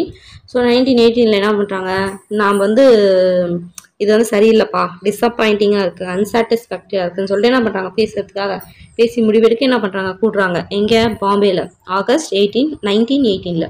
ஓகேங்களா? அது என்ன சொல்கிறாங்க, கொலோனியல் கவர்மெண்ட் வந்து கேரட் அண்ட் ஸ்டிக் பாலிசி அப்படின்னு சொல்லிட்டு ஒரு மென்ஷன் பண்ணுறாங்க. இந்த வேர்ட் பார்த்துக்கோங்க. ஓகேங்களா? Okay, modern leaders wanted to try this. Modern leader என்ன பண்ணுறாங்க, வெக்கமே இல்லாமல் நம்ம அதை ட்ரை பண்ணலாம்பா அப்படின்றாங்க. பட் எக்ஸ்ட்ரீமிஸ்ட் அப்போ லீடராக இருந்தார் சுரேந்திரநாத் பானர்ஜி. அவர் என்ன பண்ணுறாரு, மனசுக்குள்ளே திட்டி இருந்திருப்பார் எப்படியுமே. ஸோ அவர் என்ன சொல்கிறார், இதுக்கு அது வந்து அவங்கள ஆப்போஸ் பண்ணிக்கிட்டு என்ன பண்ணார், இந்தியன் லிபரல் ஃபெடரேஷன் சொல்லிட்டு ஒன்று ஸ்டார்ட் பண்ணிட்டு வெளில கிளம்பிட்டாரு. ஓகேங்களா? ஸோ இவர் சுரேந்திரநாத் பானர்ஜி என்னன்னு சொல்லுவாங்கன்னா இந்தியன் புக்குன்னுவாங்க, ரொம்ப முக்கியம். இது ஒரு ப்ரீவியஸ் கொஷின். ஓகேங்களா? ஸோ இந்தியன் புக் யாருன்னு கேட்டாங்கன்னா யார், சுரேந்திரநாத் பானர்ஜி. இவர் தான் அந்த டைமில் எக்ஸ்ட்ரீமிஸ்ட்டை வந்து லீட் பண்ணிட்டு இருந்தார். ஓகேங்களா? அவர் பிரிஞ்சு போயிட்டாரு. ஓகே, அடுத்து பார்க்கலாம். ரவுலட் சத்யாகிரகா. ஓகே, நம்மனே பார்த்தோம் கவர்மெண்ட் ஆஃப் இந்தியன் ஆக்ட் 1919 வந்து ஒரு டிஸப்பாயின்மெண்ட் பார்த்தோம். எந்த ஒரு பவர்ஸுமே இந்தியாவுக்கு வந்து எந்த ஒரு ரியல் பவருமே சேஞ்ச் பண்ணலை அப்படின்னு சொல்லிட்டு நம்ம பார்த்தோம். அது மட்டும் இல்லாமல் என்ன பண்ணாங்கன்னா எந்த ஒரு ட்ரையலும் இல்லாமல் எந்த ஒரு வாரண்ட் இல்லாமல் அரெஸ்ட் பண்ணலாம், எந்த ஒரு ட்ரையல் இல்லாமல் அவங்களுக்கு வந்து தண்டனை கொடுக்கலாம் அப்படின்னு சொல்லிட்டு என்ன பண்ணுறாங்க ஒன்று வந்து அறிவிக்கிறாங்க. ஸோ இது என்னன்னு சொல்கிறாருன்னா காந்தி பிளாக் ஆக்ட்னு கூப்பிட்றாரு. இதுக்காக அவர் என்ன பண்ணுவார்னா சென்னையில் ஒரு ஆக்ஷன் பிளான் ஆஃப் சத்தியகிரகா அப்படின்னு சொல்லுவாங்க. ஆக்ஷன் பிளான் வந்து ஆரம்பிப்பார் சென்னையில். அது வந்து பார்த்தோம்னா நேஷனல் வைடில் பார்த்தோம்னா 6/4/1919 அந்த ரவுலட் சத்தியகிரகா எதிர்த்து என்ன பண்ணுவாங்க, ஒரு சத்தியகிரகா ஃபார்ம் பண்ணுவாங்க. ரொம்ப முக்கியமானது ஓகேங்களா. எப்போ 6/4/1919 என்ன பண்ணுவாங்க, ரவுலட் சத்தியகிரகாவுக்கு எதிர்த்து என்ன பண்ணுவாங்க, நேஷனல் வைட் சத்தியகிரகா வந்து நடத்துவாங்க ஓகேங்களா. இது ரொம்ப இன்டென்ஸாக இருந்தது எங்கே அப்படின்னு பார்த்தோம்னா எல்லா இடத்துலையும் நடந்திருக்கும். பட் ரொம்ப இன்டென்ஸாக இருந்தது பார்த்தோம்னா எஸ்பெஷலி பார்த்தோம்னா பஞ்சாபில் இன்டென்ஸாக இருந்தது. அதே மாதிரி லாகூர் அண்ட் அம்ரிஸ்தார் ரெண்டு இடத்துலையுமே எஸ்பெஷலாக லாகூர் அண்ட் அம்ரிஸ்தாரில் வந்து இருந்துச்சு அப்படின்றாங்க. நோட் பண்ணிக்கணும். டேட் ரொம்ப முக்கியம், 6/4/1919 ஓகேங்களா. அடுத்து ஓகே, இந்த டைமில் என்ன ஆகுதுன்னா doctor Saifuddin Kitchlu, doctor Satyapal இவங்களை என்ன பண்ணுறாங்க, அரெஸ்ட் பண்ணிடுறாங்க. எப்போ அரெஸ்ட் பண்ணுறாங்க, 9/4/1919 என்ன பண்ணுறாங்க, அரெஸ்ட் பண்ணுறாங்க. ஸோ 6/4/1919 நேஷனல் வைட் சத்தியகிரகா நடக்குது. 9/4/19 அது ஒரு 3 நாளில் அரெஸ்ட் பண்ணிடுறாங்க. முக்கியமான தலைவர்களான doctor Saifuddin Kitchlu, doctor Satyapal ரெண்டு பேர்த்தையுமே அரெஸ்ட் பண்ணுறாங்க. ஸோ ரவுலட் ஆக்ட் வந்து எப்போன்னு சொல்லிட்டு தெரிஞ்சுக்கணும். 1919 தெரியும், தெளிவான சொன்னோம்னா மார்ச் 1919 ஓகேங்களா. ஸோ அதுக்கப்புறம் மார்ச்சில் கொண்டு வராங்க. அதுக்கப்புறம் தான் ஏப்ரலில் தான் வந்து சத்தியகிரகா கொண்டு வராங்க. ஓகே, அது பார்த்துக்கோங்க. இதுதான் ரவுலட் சத்தியகிரகா ஓகேங்களா. ஸோ இதில் நோட் பண்ண வேண்டியது என்ன, எந்த இந்தியன் ஆக்ட் அப்படின்னு சொல்லி பார்க்கணும். காந்தி வந்து அதை என்னன்னு கூப்பிட்றாருன்னு பார்க்கணும். நேஷனல் வைட் சத்தியகிரகா எப்போ நடந்துச்சுன்னு பார்க்கணும். அதுக்கப்புறம் பார்த்தோம்னா மெயினாக எங்கே நடந்துச்சுன்னு பார்க்கணும். அதுக்கடுத்து பார்த்தோம்னா அப்போ யார் யாரெல்லாம் அரெஸ்ட் பண்ணப்பட்டாங்க, எப்போ அரெஸ்ட் பண்ணப்பட்டாங்க, அதே மாதிரி ரவுலட் ஆக்ட் எப்போ, மார்ச் 1919 அப்படின்னு பார்த்துக்கோங்க. அவ்வளோதான் ஓகேங்களா. ஓகே, அடுத்து நம்ம முக்கியமான நிகழ்வான ஜாலியன் வாலாபாக் தான் பார்க்க போகிறோம். ஸோ ஜாலியன் வாலாபாக் மசக்கர், ஸோ இது எப்போ நடக்குது, டேட் என்னன்னு பார்த்தோம்னா 13/4/1919 ஓகேங்களா. ரொம்ப முக்கியமான ஒரு டேட் 13/4/1919 ஓகே. அம்ரிஸ்தாரில் ஜாலியன் வாலாபாக் அப்படின்னு சொல்லிட்டு ஒரு இடம் இருக்குது. ஸோ அங்கே என்ன பண்ணுறாங்கன்னா எல்லாரும் பார்த்தோன்னா இங்கே இவரை வந்து கைது பண்ணிட்டாங்க இல்லையா, கிச்லேயோ சத்யபால் அவங்களுக்கு கைது பண்ணிட்டாங்க. ஸோ அதை எடுத்து வந்து அஹிம்சை முறையில் வந்து பண்ணுறது, போராட்டம் பண்ணுறது தான் வந்து எல்லாருமே என்ன பண்ணுறாங்க அந்த இடத்துல வந்து கூடுறாங்க. என்னைக்கு 13/4/1919. ஸோ அவங்க அரெஸ்ட் பண்ணப்பட்டது எப்போ 9/4/1919. இவங்க கூடினது எப்போன்னு பார்த்தோன்னா 13/4/1919. ஸோ இவங்களாம் ரெண்டையும் கனெக்ட் பண்ணி படிக்கணும் ஓகே.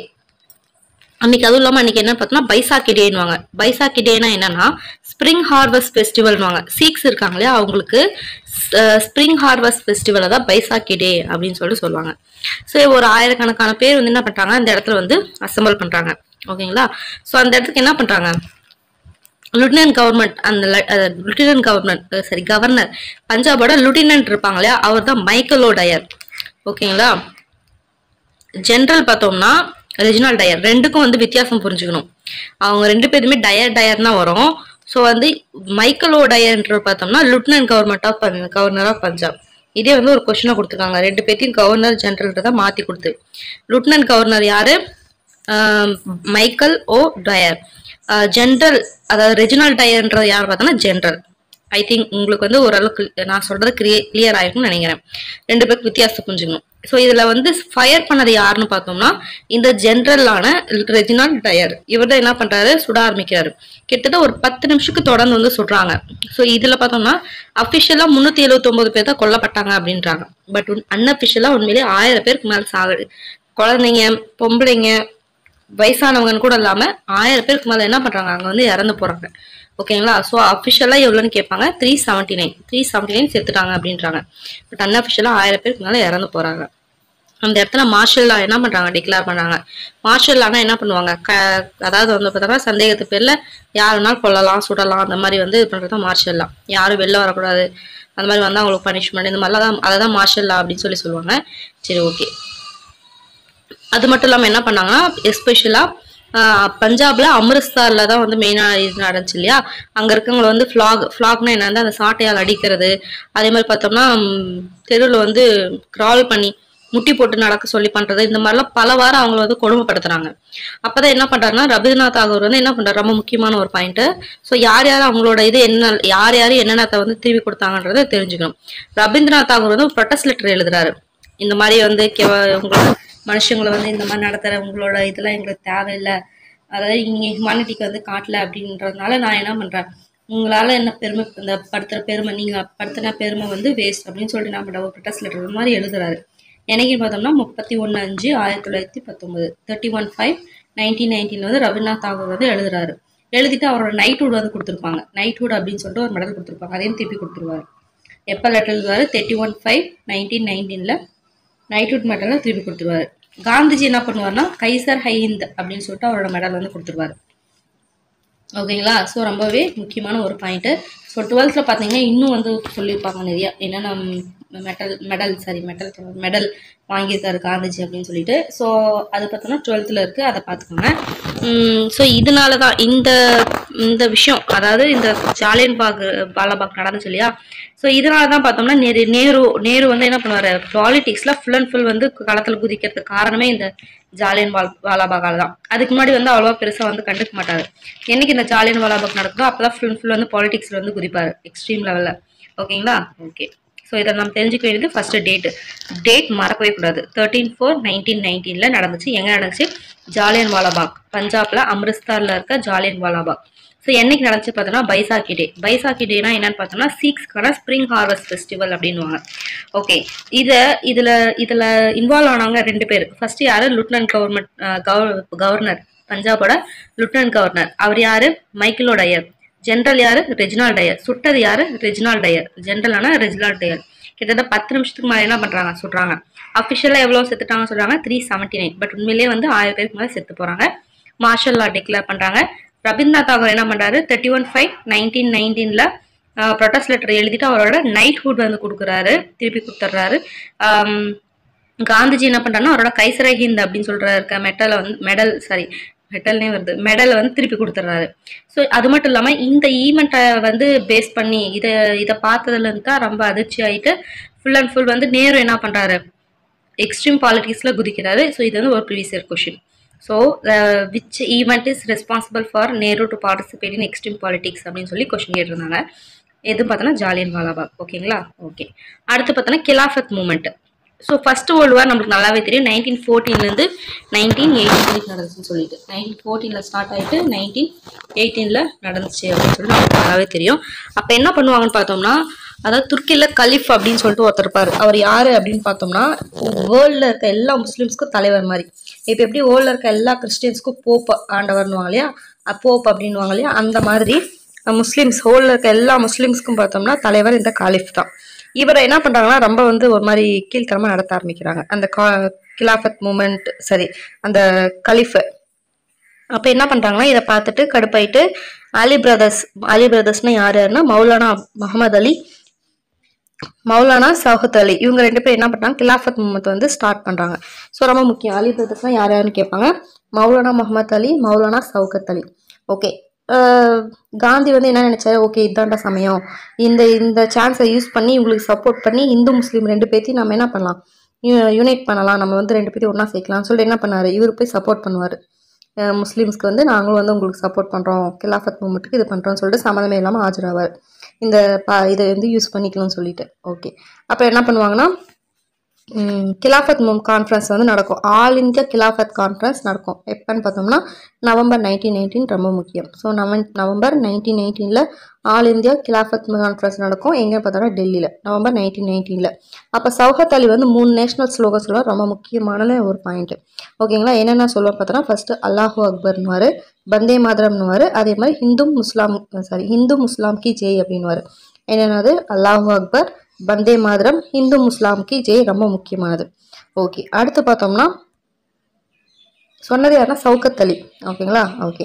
கிலாஃபத் வந்து என்னைக்கு அடாப்ட் பண்ணாங்க அப்படின்னு பார்க்கலாம்.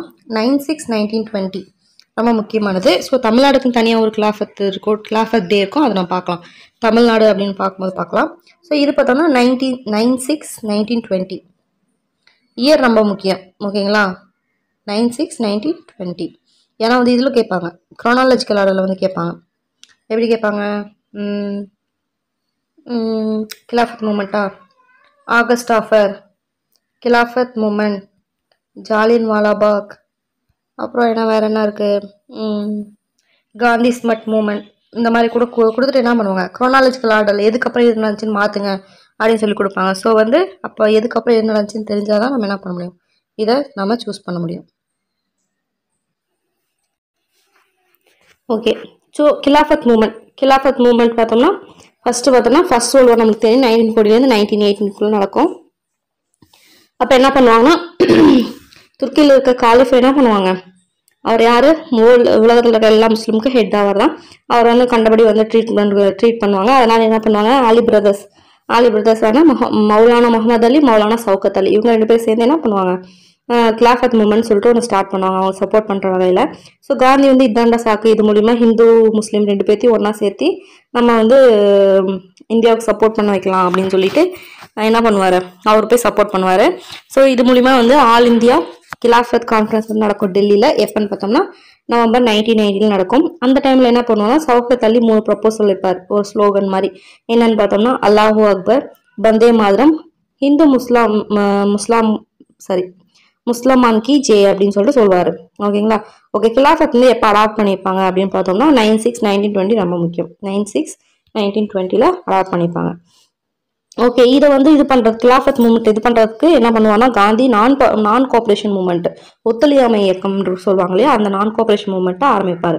அதாவது ஆரம்பிப்பார் எப்போனா 1/8/1920 ஆரம்பிப்பார். ஓகே, காந்தி எப்போ ஆரம்பிச்சார் பார்த்தோம்னா 1/8/1920. ஸோ அதுக்கப்புறம் என்ன பண்ணுவாங்கன்னு பார்த்தோம்னா இது 31/8/1920 லான்ச் பண்ணலாம் டிசைட் பண்ணுவார்.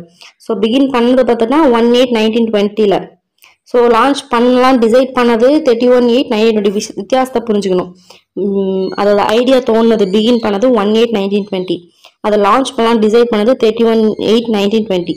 செப்டம்பர் 1920 என்ன ஆகுனா ஐஎன்சி கிட்ட சொல்லி ஐஎன்சி அப்ரூவ் பண்ணுவாங்க. எங்கன்னா கல்கத்தாவில் நடக்கும் அந்த நான் கோஆப்ரேஷன் மூமெண்ட்டுக்கான ஸ்பெஷல் செஷன். ஓகேங்களா. இது 3க்கு வித்தியாசம் தெரிஞ்சுக்கணும்னு நினைக்கிறேன். ஸோ August 1, 1920 பார்த்தோன்னா begin, 31/8/1920 decide to launch, September 1920 பார்த்தோன்னா ஐஎன்சி அப்ரூவல் கொடுக்கும் எங்கே, கல்கத்தாவில். ஸோ அதுக்கப்புறம் என்ன பண்ணுவாங்க, டிசம்பர் 1920 நாக்பூர் செஷன் நடக்கும். நாக்பூர் செஷன் அந்த டைமில் சேர் பண்ணது, அதாவது சேர்மனாக இருந்தது யாருன்னு பார்த்தோம்னா சேலம் சி விஜயராகவாச்சாரி. ரொம்ப ரொம்ப முக்கியமான ஒரு ப்ரீவியஸ் கொஸ்டின். ஸோ எந்த செஷன்னு சொல்லுவாங்க, எப்பன்னு கேட்பாங்க. ஓகேங்களா. December 1920 Nagpur session chair by Salem விஜயராகவாச்சாரியில தான் நான் கோஆப்ரேஷன் மூமெண்ட் என்ன ஆகும், பாஸ் பண்ணுவாங்க. ஓகே, இந்த நான் கோஆப்ரேஷன் மூமெண்ட் ரொம்ப நேரமாக சொல்லிட்டு இருக்கீங்களே அப்படின்னா என்ன, அந்த ப்ரோக்ராமில் என்னென்ன இன்க்ளூட் ஆகுது அப்படின்றத நான் பார்க்க போகிறோம். ஒன்றும் கிடையாது. ஃபர்ஸ்ட் என்ன பண்ணோம், டைட்டில்ஸ், அவங்க கொடுத்த டைட்டில், ஹானரரி ஆஃபீஸ்லாம் இருக்குல்லையா, அதாவது லாயர். இப்போ அவங்க டாக்டராக இருந்தாங்க அப்படின்னா அவங்க ஹாஸ்பிட்டல், அவங்க கட்டின ஹாஸ்பிட்டலில் டாக்டராக இருக்கிறதோ, இல்லை அவங்களோட இதில் பார்த்தோம்னா லாயராக இருக்குதோ, இந்த மாதிரி இருந்துச்சுன்னா அதெல்லாம் தூக்கி போட்டு கொடுத்துடணும். அவங்க கொடுத்த இந்த மாதிரி நைட் டூர்லாம் திருப்பி கொடுத்தாரு இல்லையா, அந்த மாதிரி டைட்டில்ஸு அந்த இதெல்லாம் திருப்பி கொடுத்துடணும். இது ஃபர்ஸ்ட்டு. அடுத்து பார்த்தோம்னா கவர்மெண்ட் ஃபங்க்ஷனில் எதுவுமே பார்ட்டிசிபேட் பண்ணக்கூடாது. செகண்டு. மூணாவது பார்த்தோம்னா லாயர்ஸ்லாம் அப்போ அவங்க இதில் இப்போ ப்ராக்டிஸ் பண்ணிட்டு இருப்பாங்க இல்லையா, அதை நிறுத்திடணும். அதே மாதிரி பார்த்தோம்னா கோர்ட்டில் அவங்க கேஸ்லாம் போட்டிருப்பாங்க இல்லையா பிரிட்டிஷ் இதில், அதெல்லாம் நிறுத்திட்டு நம்ம ப்ரைவேட்டாகவே அந்த பிரச்சனை நாமளே தீர்த்துக்கணும், அவங்க கிட்ட போகக்கூடாது. அடுத்து கவர்மெண்ட் ஸ்கூல்ஸு, சைல்டு, பேரண்ட்ஸ் எல்லாருமே என்ன பண்ணணும், பாய்காட் பண்ணணும். அதுக்கடுத்து பார்த்தோம்னா 1919 அவங்க லெஜிஸ்லேஷன் கிரியேட் பண்ணியிருப்பாங்க இல்லையா, அதையும் பாய்காட் பண்ணணும். அதேமாதிரி கவர்மெண்ட் பார்ட்டிஸ், அதே மாதிரி அஃபிஷியல் ஃபங்க்ஷன் எது வச்சாலும் போய் நம்ம பார்ட்டிசிபேட் பண்ணக்கூடாது. அதே மாதிரி சிவிலோ இல்லை மிலிட்ரி ஃபோர்ஸ் எது கொடுத்தாலுமே நாம் அக்செப்ட் பண்ணக்கூடாது. அதே மாதிரி அவங்களோட குட்ஸு, அதே மாதிரி பார்த்தோம்னா அதான் ஃபாரின் குட்ஸ் பாய்காட் பண்ணணும். ஸ்வதேசி அப்படின்ற விஷயத்த ஸ்ப்ரெட் பண்ணணும். செல்ஃப் ஹெல்ப், ஸ்வதேசினா செல்ஃப் ஹெல்ப்னு இல்லையா, நம்ம உற்பத்தி பண்ணிக்கிறது நாமளே இது யூஸ் பண்ணிக்கணும். இதுதான் இந்த 8 தான் பார்த்தோம்னா நான் கோஆப்ரேஷன் மூமெண்ட்டுக்கான ஒரு அப்ஜெக்டிவ் மாதிரின்னு வச்சுக்கோங்க. ஓகேங்களா. எது கேட்கலாம், ஸ்டேட்மெண்ட்டில் கேட்பாங்க கொடுத்துட்டு எதுன்னு சொல்லிட்டு. ஓகேங்களா. சரி பார்த்துக்கோங்க. ஓகே, அதுக்கு அடுத்து பார்த்தோம்னா இது தொடர்ந்து என்னன்னா no tax campaign and Chauri Chaura. ஓகேங்களா. இந்த விஷயம் நடக்குது என்னன்னு பார்க்கலாம். காந்தி நோ டாக்ஸ் காம்பேக்ட் ஆரம்பிக்கிறார். எங்க பார்த்தோம்னா பர்தோலி அப்படின்ற இடத்துல. நோ டாக்ஸ்னா ஒன்றும் கிடையாது, பேர்ல இருக்கு இல்லையா, டாக்ஸ் பே பண்ணக்கூடாது, அவ்வளோதான் விஷயம். ஓகேங்களா. என்ன பண்ணுறாங்க, எப்போ அது நடக்குதுன்னா February 1922 நடக்குது. ஓகேங்களா. ஸோ இங்கே அப்போ தான் என்ன பண்ணுறாங்க, இந்த வேல்ஸ் அப்படின்ற ஒரு பிரின்ஸ் இருக்காங்க, அவர் வந்து என்ன பண்றாரு, விசிட் பண்ணலாம்னு சொல்லிட்டு வராரு. அவர் வந்து யாரும் ரிசீவ் பண்ணக்கூடாது அப்படின்னுருவாங்க. அதாவது அந்த boycott of prince of Wales is சக்ஸஸ்ஃபுல்னாங்க. அவர் என்னைக்கு வந்தாரு அப்படின்றது கேட்பாங்க. 13/1/1922. ஓகேங்களா, 13/1/1922. ஃபர்ஸ்ட் என்ன, no tax campaign Bardoli, February 1922. அது பாய்காட் ஆஃப் பிரின்ஸ் வேல்ஸ் எப்போன்னு பார்த்தோன்னா 13/1/1922. ஓகே, சௌரி சௌரா அப்படின்ற ஒரு வில்லேஜ், ரொம்ப முக்கியமான ஒரு இன்சிடென்ட் நம்ம பார்க்க போகிறது. உத்தரப்பிரதேஷ் ஸ்டேட்டில் கோரக்பூர் அப்படின்ற டிஸ்ட்ரிக்டில் சௌரி சௌரா அப்படின்ற ஒரு வில்லேஜ் இருக்குது. என்னது, ஃபஸ்ட்டு உத்தரப்பிரதேஷ் ஸ்டேட்டில் கோரக்பூர்ன்ற டிஸ்ட்ரிக்டில் சௌரி சௌரா அப்படின்னு சொல்லிட்டு ஒரு வில்லேஜ் இருக்குது. அங்கே என்ன ஆகுதுன்னு பார்த்தோம்னா, ஏதோ ஒரு கலவரத்தில் 22 போலீஸ்மேன் அப்படியே வச்சு எரிச்சிடுறாங்க. எத்தனை பேர்? 22 பேர். ஓகே, இந்த இன்சிடென்ட் எப்போ நடக்குது? இந்த 22 அதே மாதிரி 1922 ரெண்டு மேட்ச் பண்ணிக்கோங்க. ஓகேங்களா, 5/2/1922 டேட்டு மறக்கவே கூடாது. எல்லாம் ஜாலியன்வாலா பக்கம் எந்த அளவுக்கு முக்கியமோ அந்த அளவுக்கு சௌரி சௌரா இதுவும் முக்கியம். 5/2/1922 2 முடியுதா அப்படின்னு வச்சுக்கோங்க. 22 பேர், 1922 2வது மாதம் 5வது நாள். ஓகே, இது முடிஞ்சிச்சு. ஓகே, இதுக்கப்புறம் தான் என்ன பண்ணுவார்னா, காந்தி வந்து நான் கோஆப்ரேஷன் மூவ்மெண்ட் வந்து பண்ணாங்க. ஏன்ப்பா நான் அஹிம்சை மூலியமாக பண்ணலான் இருக்கேன், நீங்கள் பாட்டு புதுசு 22 பேர்த்த எரிச்சு விட்டீங்களே பரவாயில்லையா அப்படின்னு சொல்லிட்டு எனக்கு இந்த வேலையை வேணான்னு சொல்லிட்டு நான் கோஆப்ரேஷன் மூவ்மெண்ட்டை வந்து இது பண்ணி விட்ருவார், சஸ்பெண்ட் பண்ணிடுவார். ஓகேங்களா, இதுக்கப்புறம் பல பேர் அவர் மேலே கொஞ்சம் ஒரு கடுப்பில் தான் இருப்பாங்க. நிறைய பேர் அவர் ஃபாலோ பண்ணவங்க கூட அவர் இப்படி பண்ணிட்டாரு, அவர் பாட்டு நினைச்சா பண்ணுறாரு, நினைச்சா அது பண்ணுறாரு. ஃபார் எக்ஸாம்பிள் பார்த்தோன்னா பகத்சிங்லாம் வந்து ரொம்ப காந்தியை ஃபாலோ பண்ணுற ஒரு இதில் தான் இருப்பார். அதுக்கப்புறம் தான் இவர் இது மாதிரி நான் கோஆப்ரேஷன் மூவ்மெண்ட் விட்டதுலேருந்து தான் நிறைய பேர் அவங்க ரொம்ப அதிருப்தியில் இருப்பாங்க. அது வந்து 12th கொடுத்துருப்பாங்க. ஓகே, இது ஜஸ்ட் வந்து சும்மா தெரிஞ்சுக்கோங்க. ஓகே, ஸ்வராஜிஸ்ட். ஸோ ஸ்வராஜ் என்னன்னு பார்க்கலாம். காங்கிரஸ் வந்து அப்போ என்ன ஆகுது, ரெண்டாவது வந்து பிரியுது. என்னன்னு பிரியுதுன்னா, pro changes no changes. Pro சேஞ்சஸ்னால் என்னன்னு பார்த்தோம்னா, எனக்கு இந்த காங்கிரஸே வேணாம்னு சொல்லிட்டு அதை விட்டு வெளில வர்றது அவங்க. நோ சேஞ்சஸ்னால் எனக்கு வந்து என்ன நடந்தாலும் நான் காங்கிரஸில் தான் இருப்பேன் அப்படின்றவங்க நோ சேஞ்சஸ். பேரில் இருக்கல நோ சேஞ்சஸ்னால் சேஞ்சஸ் எதுவும் கிடையாது. ப்ரோ சேஞ்சஸ்னால் நான் வந்து பண்ண போகிறேன் அப்படின்னு சொல்லிட்டு இவங்க என்ன பண்ணுறாங்க, அவங்களுக்கு 2 பேருக்கு நடுவில் என்னதான் வித்தியாசம், என்னதான் பண்ணுறாங்க அப்படின்னா, இந்த நோ சேஞ்சஸ் அப்படின்றவங்க பார்த்தோன்னா இந்த நான் கோஆப்ரேஷன் மூவ்மெண்ட்டை நான் கன்டினியூ பண்ண போகிறேன் அப்படின்னு சொல்லிட்டு உட்காந்துருக்காங்க. இவங்க ப்ரோ சேஞ்சஸ் என்ன பண்ணுறாங்க, நான் கோஆப்ரேஷன் மூவ்மெண்ட்னா என்னது, அவங்க எலெக்ஷன்லேயோ எதுலையுமே வந்து கலந்துக்கூடாது. அதுக்கு ஆப்போசிட்டாக இருக்கவங்க தான் இந்த ப்ரோ சேஞ்சஸ். நான் என்ன பண்ண போகிறேன்னா, இந்த கவர்மெண்ட்டுக்குள்ளார போயிட்டு நான் எலெக்ஷனில் இது பண்ணி உள்ளார போய் நான் எல்லா வேலையும் பார்க்க போகிறேன். வெளியிருந்து நம்மளால எதுவும் பண்ண முடியாது. உள்ளார போய் நான் போய் பிரச்சனையெல்லாம் உள்ளே போய் கலவரத்தை நான் தூண்ட போகிறேன் அப்படின்னு சொல்லிட்டு சொல்கிறது தான் இந்த ப்ரோ சேஞ்சஸ். இது வந்து எனக்கு அந்த தூண்டுறது இந்த வேலைலாம் எனக்கு வேணாம், நான் வந்து எப்பவும் போல நான் தனியாக வெளியே இருந்துக்கிறேன் அப்படின்னு சொல்கிறவங்க தான் இந்த நோ சேஞ்சஸ். ஸோ அதில் பிரிஞ்சவங்க யாருன்னு சொல்லிட்டு பார்க்கலாம். ஃபர்ஸ்ட் ப்ரோ சேஞ்சஸ் அப்படின்னு சொல்கிறவங்க யாருன்னு பார்த்தோம்னா, மோத்திலால் நேரு, சிஆர் தாஸ். இந்த தேசபந்துன்னுவாங்க, சிஆர் தாஸ் ரொம்ப முக்கியம். வரணும் ஒரு ப்ரீவியஸ் கொஸ்டின். தேசபந்து அதாவது இந்த மாதிரி மேட்ச்சில் கொடுப்பாங்க. மேலே பார்த்துல இந்தியன் புர்க், தேசபந்து, அப்புறமேட்டுக்கு என்ன சொல்லுவாங்க, பஞ்சாப் கேசரி, இப்படிலாம் கொடுத்து இந்த பக்கம் அவங்க இதை சொல்லுவாங்க. ஓகேங்களா, ஸோ அதை வந்து பார்த்துக்கணும். இது யார், தேசபந்துனா யார், சிஆர் தாஸ். சித்தரஞ்சன் தாஸ் சொல்லுவாங்க. இப்போ கூட 2024 ஒரு இது பார்த்தோம் இல்லையா, கான்ஸ்பிரசி, ஏதோ ஒரு கான்ஸ்பிரசி சொன்னாங்க, அந்த கான்பூர் கான்ஸ்பிரசி தானே. ஸோ அதில் வந்து ஆஜரான அந்த லாயர் யாருன்னு கேட்டிருந்தாங்க, சிஆர் தாஸ். அந்த இவர் தான் இவர் சித்தரஞ்சன் தாஸ்ன்னு சொல்லுவாங்க. ஸோ இவர் தான் தேசபந்துன்னுவாங்க. அவரும் மோத்திலால் நேருவோட அப்பா தான் மோத்திலால் நேரு. இவங்க 2 பேரும் சேர்ந்து என்ன பண்ணுறாங்க, நாங்கள் போய் உள்ளே போய் எலெக்ஷனில் கலந்து உள்ளேருந்து நாங்கள் பிரச்சனை கிளம்ப போகிறோம்னு சொல்லிட்டு கிளம்புறாங்க. இந்த நோ சேஞ்சஸில் யார் இருந்தாங்கன்னா, ராஜாஜி, பட்டேல், ராஜேந்திர பிரசாத். இவங்க 3 பேர் என்ன பண்ணுறாங்க, நோ சேஞ்சஸ் பக்கம் இருக்கிறாங்க. ஓகே, இவங்க என்ன பண்ணுறாங்கன்னா, காங்கிரஸ் விட்டு வெளியே வந்துட்டு சிஆர் தாஸ், மோத்திலால் நேரு 2 பேர் என்ன பண்ணுறாங்கன்னா, ஸ்வராஜ் பார்ட்டி வந்து ஃபார்ம் பண்ணுறாங்க. என்ன ஃபார்ம் பண்ணுறாங்க, இவங்க தான் ஸ்வராஜ் பார்ட்டி அப்படின்னு சொல்லி சுயராஜ்ய பார்ட்டின்னு சொல்லிட்டு ஆரம்பிக்கிறாங்க. என்னைக்குன்னு பார்த்தோம்னா 1/1/1923. ஈஸியாக இருக்கு இல்லையா, ஞாபகம் வச்சுக்கலாம். இயர் மட்டும் ஞாபகம் வச்சிங்கன்னா போதும். 1/1/1923 நியூ இயர் அன்னைக்கு நாங்கள் வந்து கலக்க போகிறோம் அப்படின்னு சொல்லிட்டு என்ன பண்ணுறாங்க, இறங்குறாங்க. அது மட்டும் இல்லாமல் காங்கிரஸில் ஸ்பெஷல் செஷன் போட்டு அதுக்கு அப்ரூவலும் வாங்கிடுறாங்க. ஓகேங்களா. ஓகே, இந்த ஸ்வராஜ் பார்ட்டி மெம்பர் வந்து என்ன பண்ணுறாங்க, இம்பீரியல் லெஜிஸ்லேட்டிவ் அசம்பிளி அதே மாதிரி ப்ரொவின்ஷியல் லெஜிஸ்லேட்டிவ் கவுன்சில் 2த்துலையும் பயங்கரமான இதில் வந்து பார்த்தோம்னா ஜெயிக்கிறாங்க. ஓகேங்களா, நிறைய மெம்பர்ஸ் அவங்க மெம்பர்ஸ் பார்த்தோம்னா நிறைய வந்து எலெக்ட் பண்ணி ஜெயிக்கிறாங்க அந்த மாதிரி. ஓகே, அதே மாதிரி பார்த்தோம்னா கிட்டத்தட்ட 101 சீட்டில் பார்த்தோம்னா 42 சீட் வந்து இவங்களே ஜெயிச்சிடுறாங்க சென்ட்ரல் அசம்பிளியில். எத்தனை பேர்? 101ல் 42 பேர் ஞாபகம் வச்சுக்கணும். ஓகே ஓகே, ஸ்வராஜ் ஓகே நல்லா தான் போயிட்டு இருந்துச்சு அன்டில் அதுக்குன்னு ஒரு முடிவு இருக்கு இல்லையா. என்னைக்குன்னு பார்த்தோம்னா 1925 அப்போ வந்து சிஆர் தாஸ் வந்து இறந்து போயிடுறாரு. அதுக்கப்புறம் ஸ்வராஜ் வந்து கொஞ்சம் கொஞ்சமாக வந்து டிக்ளைன் ஆக ஆரம்பிச்சிருது. So 1925 self respect movement start பண்ண அந்த வருஷம், அதை ஞாபகம் வச்சுக்கோங்க. சிஆர் தாஸ் இறந்து போயிட்டதுக்கப்புறம் டிக்ளைன் ஆகிடுது. ஓகே, டயார்கின்னு பார்த்தோம் இல்லையா. டயார்கின்னு என்னன்னு பார்க்கலாம். டயார்கி அப்படின்றத நம்ம பார்த்தோம், இரட்டை ஆட்சி, டுவல் கவர்மெண்ட். இது என்ன எதுக்கடியில் நம்ம பண்ணோம் இன்ட்ரடியூஸ் பண்ணாங்கன்னு பார்த்தோம் இல்லையா. கவர்மெண்ட் ஆஃப் இந்தியா ஆக்ட் 1919 அப்படின்னு சொல்லி பார்த்தோம் இல்லையா. அதுதான் இங்கே கொடுத்துருக்காங்க. ஸோ கேட்பாங்க டியூவல் கவர்மெண்ட் எதுக்கடியில், எந்த ஆக்ட் அடியில், under which government of Indian act dyarchy government introduce பண்ணாங்கன்னு கேட்பாங்க. Government of India act 1919. Okay, அதை வந்து ப்ரொவின்ஷியல் கவர்மெண்ட்டை ரெண்டாக பிரிக்கிறாங்க. ஒன்று பார்த்தோன்னா ரிசர்வ்டு சப்ஜெக்ட். ரிசர்வ் சப்ஜெக்ட்னாவே பிரிட்டிஷ் கண்ட்ரோலில் இருக்குது. டிரான்ஸ்ஃபர் சப்ஜெக்ட் கான்கரன்ஸ் இதுன்னு பார்க்குறோம் இல்லையா, நம்ம பார்க்குறோம் இல்லையா கான்கரன்ட் லிஸ்ட்னா அந்த மாதிரி டிரான்ஸ்ஃபர் சப்ஜெக்ட். ஓகே, அதில் என்னென்ன இருக்குன்னு பார்க்கலாம். ஃபஸ்ட்டு ரிசர்வ் சப்ஜெக்டில் என்னென்ன இருக்குன்னு பார்க்கலாம். ரிசர்வ் சப்ஜெக்டில் ஃபினான்ஸ், அதாவது எந்த இதெல்லாம் பவர்ஃபுல்லாக இருக்கோ அது ஃபுல்லாகவே British control. Finance, defence, police, justice, land revenue, irrigation, இது ஃபுல்லாக பிரிட்டிஷ் கண்ட்ரோல்.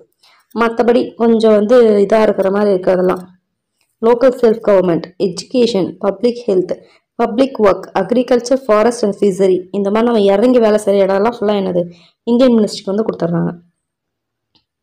ஓகேங்களா. அதுக்கப்புறம் என்ன பண்ணுறாங்கன்னா 19 இது ரொம்ப முக்கியமான ஒரு பாயிண்ட்டு. ப்ரொவின்ஷியல் அட்டானமி வந்து எப்போ இன்ட்ரடியூஸ் பண்ணாங்க கேட்பாங்க. 1935 ரொம்ப முக்கியம். எப்போ? ப்ரொவின்ஷியல் அட்டானமி 1935 ரொம்ப ரொம்ப முக்கியமான ஒரு பாயிண்ட்டு. அடுத்து பார்த்தோன்னா constructive programme of Gandhi. Okay, Chauri Chaura இன்சிடென்ட்க்கு அப்புறம் நான் கோஆப்ரேஷன் மூவ்மெண்ட்டை என்ன பண்ணார் அவர் இது பண்ணிட்டாருன்னு சொல்லணும். சரி, ஓகே, சௌரி சௌரா இன்சிடென்ட்க்கு அப்புறம் காந்தி என்ன பண்ணாரு, அந்த நான் கோஆப்ரேஷன் மூவ்மெண்ட்டை வந்து தூக்கி தலை முழுகிட்டு என்ன பண்ணாரு, போயிட்டாரு அப்படின்னு சொல்லி பார்த்தோம்.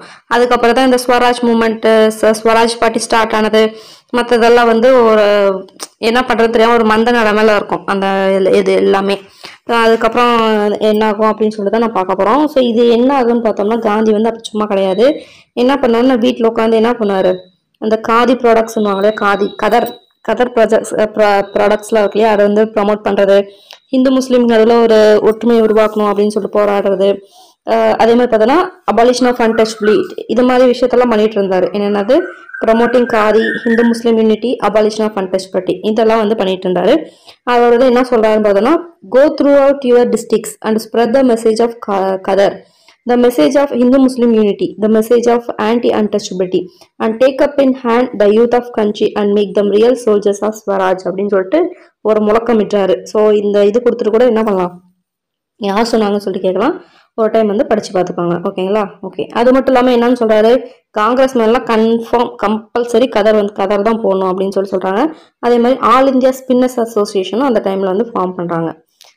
ஓகே, அடுத்து பார்க்கலாம். அடுத்து boycott of Simon commission. Okay, என்ன இந்த சைமன் கமிஷன் என்ன, ஏன் இதை பாய்காட் பண்றாங்க அப்படின்னு சொல்லிட்டு பார்க்கலாம். Okay, first Indian statutory commission வந்து ஒன்று அப்பாயிண்ட் பண்றாங்க. என்னைக்குன்னு பார்த்தோம்னா 8/9/1927. ஸோ சைமன் கமிஷன் இயர்னா 1927. இயர் ரொம்ப முக்கியம். ஓகேங்களா. 1927. நான் உங்களுக்கு டைம்லைன் வேணா கொடுக்குறேன். ஆக்சுவலி 11th புக்கில் ஒரு டைம்லைன் கொடுத்துருக்காங்க, அதை நான் கொண்டு வந்து நான் உங்களுக்கு காட்டுறேன். ஓகேங்களா. ஸோ அந்த டைம்லைன்லேருந்து கிட்டத்தட்ட குரோனாலஜிக்கல் இதில் அவ்வளோ கேட்டிருக்காங்க. குரோனாலஜிக்கல்னாவே அந்த டைம்லைன் தான் கேட்குறாங்க. அந்த 11th இதில் நான் அதை கொண்டு வந்து உங்களுக்கு காட்டுறேன். ஓகேங்களா. சரி, ஓகே, இதை நான் போகலாம். Boycott of Simon commission. So okay, Indian statutory government வந்து எப்போ ஃபார்ம் பண்ணுறாங்க, கமிஷன் எப்போ ஃபார்ம் பண்ணுறாங்கன்னா 8/9/1927. 8/9/1927, 8க்கு அப்புறம் 9 மறக்கக்கூடாது. ஓகே, ஸோ இதில் எத்தனை பேர் இருக்காங்க, 7 மெம்பர்ஸ் இருக்காங்க. 7 மெம்பர்ஸ் கொண்ட ஒரு குழு தான் வந்து இந்த இந்தியன் ஸ்டாச்சுட்டரி கமிஷன். இதுக்கு ஹெட் தான் வந்து சர் ஜான் சைமன், அதனால தான் சைமன் கமிஷன்றாங்க. புரியுதுங்களா. ஓகேங்களா. ஸோ இந்தியன் ஸ்டாச்சுட்டரி கமிஷன் எப்போ ஃபார்ம் பண்ணுறாங்க, 8/9/1927. அதுக்கு தலையாருன்னா சர் ஜான் சைமன், அதனால தான் சைமன் கமிஷன் சொல்கிறாங்க. ஓகே, சரி, என்ன இந்த கமிஷன், சைமன் கமிஷன். ஓகே, என்ன இந்த கமிஷன், எல்லாம் ஆல் வைட் கமிஷன் வாங்க, அதாவது எல்லாம் வந்து பார்த்தோம்னா பிரிட்டிஷ்காரங்க மட்டும் கொண்ட கமிஷன் தான் இது. நம்ம இந்தியாவை ரெப்ரசன்ட் பண்றதுக்கும் யாரெல்லாம் எதுவுமே கூப்பிடல. இதனால என்ன பண்ணாங்க, உங்களுக்குள்ள நீங்களே பேசி முடிவு பண்றதுக்கு நாங்க என்னத்துக்கு அப்படின்னு சொல்லிட்டு காங்கிரஸும் முஸ்லீம் லீகும் என்ன பண்றாங்க, இந்த கமிஷன் வந்து என்ன பண்றாங்க, பாய்காட் பண்றாங்க. இதுதான் விஷயம். இது வந்து ஆல் ஒயிட் கமிஷன்றதுனால என்ன பண்ணாங்க, கடுப்பாயிட்டு இது பண்ணிட்டு போயிட்டாங்க. அதுக்கப்புறம் என்ன பண்றாங்க, கோ பேக் சைமன் அப்படின்னு சொல்லிட்டு மெட்ராஸ்ல 18 to 1929 அந்த கருப்பு ஃபிளாக் கொடி, கருப்பு கொடி காட்டி என்ன பண்றாங்க, அவங்களோட எதிர்ப்பு வந்து தெரிவிக்கிறாங்க. அது என்னன்னு கேட்பாங்க, 18 to 1929. எப்போ 18 to 1929 கமிஷன் ஸ்டார்ட் பண்ணது 8/9/1927. எதிர்ப்பு காட்டினது 18 to 1929. டேட்டு இயரும் ரொம்ப முக்கியம். ஓகே, இந்த டைம்ல தான் என்ன ஆகுதுன்னா, லாகூர் இருக்குல்லையே அந்த இடத்துல லாலா லஜபத் ராய் வந்து பார்த்தோம்னா பயங்கரமா அவர் வந்து தடியடி நடத்தி என்ன பண்ணுவாங்க, பயங்கரமா அவரை வந்து அடிச்சிருவாங்க. ரொம்ப உடம்பு முடியாம போய் இறந்து போயிடுவாரு. ஓகேங்களா. ஸோ அந்த அளவுக்கு பண்ணிடுவாங்க லாகூர்ல. ஓகே, ஸோ இது வந்து ஒரு பெரிய கதையாக வரும். 12th படிச்சீங்கன்னா கொஸ்டின் இதே நிறைய இருக்குதுல. ஸோ மக்களே நான் என்ன சொல்றேன்னா, நீங்க 12th படிச்சுட்டு வந்து இந்த 10th லெசன் படிச்சுன்னு வச்சுக்கோங்களேன், என்ன இவ்வளவுதானா அப்படின்ற அளவுக்கு வந்து அவ்வளோ இன்ஃபர்மேஷன் கொடுப்பாங்க. 12th மேக்ஸிமம் கொஸ்டின் நிறைய அதில் கவர் ஆயிருக்கு. ஓகேங்களா. ஆக்சுவலி நான் ஒரு லெசன் கூட போஸ்ட் பண்ணியிருக்கேன், எப்படி இப்படிலாம் கொஸ்டின் கேட்பாங்கன்னு சொல்லிட்டு.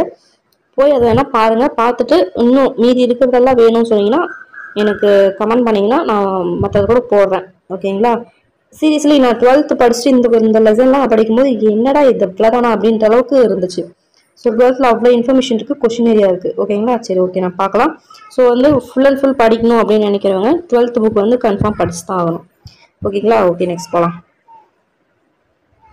Nehru report. So Nehru report நம்ம கேள்விப்பட்டிருப்போம் அடிக்கடி. ஸோ ஆக்சுவலி நேரு ரிப்போர்ட் அப்படின்றது என்னன்னு பார்த்தோம்னா, மோத்திலால் நேரு ரிப்போர்ட், ஜவஹர்லால் நேரு ரிப்போர்ட் கிடையாது. அவங்க அப்பாவோட ரிப்போர்ட் 1928 ரிலீஸ் பண்ணுவாங்க, நேரு ரிப்போர்ட் அப்படின்னு சொல்லிட்டு. ஓகேங்களா. யார் பண்ணுவாங்கன்னா மோத்திலால் நேரு பண்ணுவாங்க. ரொம்ப முக்கியமான ஒரு விஷயம். நேரு ரிப்போர்ட் அப்படின்னு சொல்லிட்டு இயர் கொடுப்பாங்க 1928. அதுக்கப்புறம் தான் என்ன ஆகும்னு பார்த்தோம்னா, இந்த லெஃப்ட் மூவ்மெண்ட்லாம் ஆரம்பிப்பாங்க. லெஃப்ட் மூவ்மெண்ட் ஆரம்பிச்சு அப்போ அந்த டைம்ல நேரு வந்து யாரு, ஒரு இளைஞர் மாதிரி தானே. அப்பதான் அதுக்கப்புறம் தான் வயசாச்சு. 28ல ஒரு இளைஞர் தானே. ஸோ அது ஃபுல் அண்ட் ஃபுல் வந்து எக்ஸ்ட்ரீமிஸ்ட் இளைஞர்களா இருப்பாங்க. அதனால என்ன பண்ணுவாங்கன்னா 1929 என்ன பண்ணுவாங்கன்னு பார்த்தோம்னா, ஓகே இவரை சப்போஸ் நேரு வந்து அவரை வந்து தலைவராக போட்டால் கொஞ்சம் ஓரளவுக்கு அடங்குவாங்க அப்படின்னு சொல்லிட்டு என்ன பண்ணுவாங்கன்னா, மோத்திலால் நேரு வந்து இது பண்ணிட்டு என்ன பண்ணுவாங்க, 1929 நேரு போடுவாங்க அடுத்த ஐஎன்சி தலைவரா. ஓகேங்களா. அதெல்லாம் வந்து 12th வரும். ஓகே, ஸோ அதனால என்ன பண்ணுவாங்கன்னா ஜவஹர்லால் நேரு போடுவாங்க அப்படின்னு சொல்லிட்டு அதில் வரும். ஸோ வந்து கன்ஃபியூஸ் ஆகிக்கூடாது. நேரு ரிப்போர்ட் அப்படின்னு சொன்னால் வந்து பார்த்தோன்னா ஜவஹர்லால் நேரு கிடையாது, மோத்திலால் நேரு ரிப்போர்ட். அது வந்து டிஃப்ரென்ஸ் வந்து புரிஞ்சுக்கணும். ஓகேங்களா. ஓகே, சப்போஸ் வந்து என்ன பண்ணிடுவாங்க, நேரு ரிப்போர்ட் யார் வந்து சப்மிட் இது பண்ணாங்க அப்படின்னு சொல்லிட்டு என்ன பண்ணுவாங்க, கீழே ஜவஹர்லால் நேரு, மோத்திலால் நேரு அப்படின்னு நம்ம என்ன பண்ணுவோம், கொண்டு போய் ஜவஹர்லால் நேரு தான் ஃபர்ஸ்ட் போடுவோம். ஏன்னா நம்ம படிச்சது நேரு ரிப்போர்ட், நம்மளுக்கு தெரிஞ்ச நேரு பார்த்தோம்னா ஜவஹர்லால் நேரு தான். ஸோ அதனால தான் நான் வந்து கொஞ்சம் எச்சரிக்கையாக நான் சொல்கிறேன், நான் பண்ண தவறுகள் நீங்கள் செய்யக்கூடாது. ஓகே, அடுத்து இதுக்கு கமிட்டி நேரு, நான் அதான் சொன்னோம் இல்லையா, மோத்திலால் நேரு அவர் தான் அந்த கான்ஸ்டியூஷன் வந்து டிராஃப்ட் பண்ணது. ஓகே, என்ன இந்த நேரு ரிப்போர்ட் அப்படின்னு பார்த்தோம்னா, சைமன் கமிஷனுக்கு பதிலாக இந்தியாவுக்கு ஆல்டர்னேட்டிவாக கான்ஸ்டியூஷன் வந்து பண்ணணும் அப்படின்னு சொல்லிட்டு எழுதினது தான் இந்த ரிப்போர்ட். ஸோ இவங்க சப்மிட் பண்ணாங்க இல்லையா, ஆல் ஒயிட் கமிஷன். இந்த மாதிரிலாம் அதாவது நம்மள வந்து எந்த ஒரு ஆலோசனையும் பண்ணாமல் அவங்களே வந்து ரிப்போர்ட்டு இது பண்ணாங்க இல்லையா, அதுதான் இந்த சைமன் கமிஷன். ஸோ அதுக்கு பதிலாக ஆல்டர்னேட்டிவாக எழுதுனது தான் இந்த நேரு ரிப்போர்ட். ஓகேங்களா. எப்போனா 1928. இதுக்கு கமிட்டி லீடர் தான் நம்ம சொன்ன மாதிரி மோத்திலால் நேரு. ஓகேங்களா. அவர் தான் கான்ஸ்டியூஷனை டிராஃப்ட் பண்ணுவார். ஸோ இந்த கமிட்டி ரிப்போர்ட்லேருந்து என்ன பண்ணுவாங்கன்னா, நேரு வந்து ஒரு சிலதை வந்து ரெக்கமெண்டேஷன் பண்ணியிருப்பாங்க. என்னன்னு பார்த்தோம்னா, இந்தியாவுக்கு டொமினியன் ஸ்டேட்டஸ் கொடுக்கறதும், அதே மாதிரி பார்த்தோம்னா election of central legislature and provincial legislature and basis of joint and mixed எலக்டரேட்டாக இருக்கணும் அப்படின்னு சொல்லிட்டு சொல்கிறாங்க. அது மட்டும் இல்லாமல் பார்த்தோம்னா, முஸ்லீம்ஸ்க்கு வந்து சீட்ஸ் பார்த்தோம்னா சென்ட்ரல் லெஜிஸ்லேச்சரில் மைனாரிட்டி இதில் கொடுக்கலாம். அதே மாதிரி ஹிந்துஸ்க்கு பார்த்தோம்னா நார்த் வெஸ்ட்டில் மைனாரிட்டி, நார்த் வெஸ்ட்டில் வந்து மைனாரிட்டி கொடுக்கலாம் அப்படின்றாங்க. ஏன்னா நார்த் வெஸ்ட்னால் வந்து பாகிஸ்தான் பக்கம் போயிடும். ஸோ இந்த சைட் ஃபுல்லாகவே முஸ்லீம்ஸ் தான் அதிகம். இப்போங்க முஸ்லீம்ஸ் அதிகம், ஹிந்துஸ் கம்மி. ஸோ அப்போ இங்கே ஹிந்துஸ் வந்து மைனாரிட்டி ஆயிடுவாங்க இல்லையா. ஸோ அதுதான் அந்த சைடில் நார்த் வெஸ்ட் வந்து ஹிந்துஸ்க்கு மைனாரிட்டி கொடுக்கலாம் அப்படின்னு சொல்லிட்டு ஒரு ரெக்கமெண்டேஷன். அடுத்து பார்த்தோன்னா provision of fundamental rights and universal adult franchise. அதாவது ஃபண்டமெண்டல் ரைட்ஸ் நம்ம இப்போ இது பண்ணுறோம் இல்லையா, அந்த இது கொடுக்கணும். அதே மாதிரி பார்த்தோம்னா ஓட் பண்ணுறது, யூனிவர்சல் அடல்ட் ஃப்ரான்ச்சைஸ் 18 வயசு ஓட் பண்ணுறோம் இல்லையா, ஸோ அதுவும் வந்து கொடுக்கணும் அப்படின்னு சொல்லிட்டு ரெக்கமெண்டேஷன் நிறைய வைக்கிறாங்க. அதில் மெயினானது வந்து இதுதான். ஒன்று இப்போ ஃபர்ஸ்ட் பார்த்தோம்னா டொமினியன் ஸ்டேட்டஸ் இந்தியாவுக்கு, இந்தியா தான் வந்து டொமினியன் இதில் இருக்கணும். அதே மாதிரி பார்த்தோம்னா சென்ட்ரல் லெஜிஸ்லேஷனும் ப்ரைவேட் லெஜிஸ்லேஷனும் என்ன ஜாயிண்ட் அண்ட் மிக்சடு எலக்ட்ரேட்டில் வந்து அந்த பேசிஸில் எலெக்ஷன் நடக்கணும். அதே மாதிரி பார்த்தோம்னா சென்ட்ரல் லெஜிஸ்லேஷனில் முஸ்லீமுக்கு மைனாரிட்டினும் நார்த் வெஸ்ட்டில் ஹிந்துஸ்க்கு மைனாரிட்டி கொடுக்கணும் அப்படின்னு சொல்லி கொடுக்குறாங்க. அதே மாதிரி பார்த்தோம்னா ஃபண்டமெண்டல் ரைட்ஸ், அதுக்கப்புறம் யூனிவர்சல் அடல்ட் ஃப்ரான்ச்சைஸ் வந்து கொடுக்கணும் அப்படின்னு சொல்லிட்டு முடிவு பண்ணுறாங்க. ஓகே, அடுத்து பார்த்தோம்னா ஜின்னா, அந்த இதில் வந்து ஜின்னா வந்து வராரு. இவர் என்ன சொல்கிறாருன்னு பார்த்தோம்னா முஸ்லீம்ஸ்க்கு 3 சீட்டில் 1 சீட் வந்து முஸ்லீம்ஸ் இருக்கும் அப்படின்னு சொல்லிட்டு சொல்கிறாரு. ஸோ இது வந்து தேஜ் பகதூர் சப்ரோ அப்படின்ற என்ன சப்போர்ட் பண்ணுறாரு. சப்போர்ட் பண்ணிட்டு என்ன பண்ணுறாரு, இதனால் எந்த ஒரு டிஃப்ரென்ஸும் இதால் இருக்க போகிறதில்ல அப்படின்னு சொல்லிட்டு சொல்கிறாரு. ஸோ ஏன்னா வந்து கொடுக்கலன்னா நாங்கள் பிரிஞ்சு போயிடுவோம் அப்படின்ற மாதிரி ஒரு சுச்சுவேஷன் அப்போ ஃபார்ம் ஆகிருக்கும். அதனால் வந்து சொல்லுவாங்க அந்த மாதிரி. அப்போ என்ன பண்ணுவாங்களாம், ஆல் பார்ட்டி கான்ஃபரன்ஸ், அதாவது வந்து எலெக்ஷன் நடக்கும் இல்லையா, அதில் என்ன பண்ணுறாங்க, முஸ்லீம் வந்து தோற்று போயிடுறாங்க. ஆல் பார்ட்டி கான்ஃபரன்ஸ் அவங்களால தோற்கடிக்கப்படுறாங்க. அப்போ என்ன பண்ணுறாரு, ஜின்னா வந்து 14 பாயிண்ட், அதாவது 14 பாயிண்ட் அப்படின்னு ஜின்னாஸ் 14 பாயிண்ட்னுவாங்க, அதை வந்து ப்ரப்போஸ் பண்ணாரு. அதுவும் ஃபெயில் ஆயிரும். அதுக்கப்புறம் தான் அது ஆக்சுவலி என்னன்னு பார்த்தோம்னா இவர் என்ன பண்ணுவார்னா ஹிந்து முஸ்லீம் யூனிட்டுக்கு ஒரு அம்பாசிடராக வருவார். கடைசியாக பார்த்தா ஹிந்து முஸ்லீம் பிரியத்துக்கு ஒரு மெயினான ஒரு காரணமாகவும் அமைஞ்சிருவார் இவர். அதான் சொல்கிறாங்க, இவர் வந்து பார்த்தோம்னா ஹிந்து முஸ்லீம் யூனிட்டி அம்பாசிடராக வர்றாரு. கடைசியாக பார்த்தா இவர் என்ன பண்ணுவார், முஸ்லீம் வந்து செப்பரேட் நேஷன் வாங்கிட்டு போகிறதுக்கு ஒரு மெயின் காரணமாக மாறிடுவார். ஓகேங்களா, அடுத்து பார்க்கலாம். The struggle for Purna Swaraj and launch of civil disobedience movement. Okay, லாகூர் மூமெண்ட், லாகூர் செஷன்னாவே 1929 நம்மளுக்கு நல்லாவே தெரிஞ்சிருக்கும். ஸோ லாகூர் செஷன் எப்போ நடக்கும், 1929. இது வந்து ஒரு மேட்ச்ல கேட்டிருந்தாங்க, இன்கரெக்ட் ஸ்டேட்மெண்ட்லேயே ஒரு டைம் கேட்டிருந்தாங்க. ஸோ 1929 டிசம்பர் அந்த டைமில் என்ன பண்ணுறாங்கன்னா காங்கோ செஷன் லாகூரில் வந்து நடக்குது.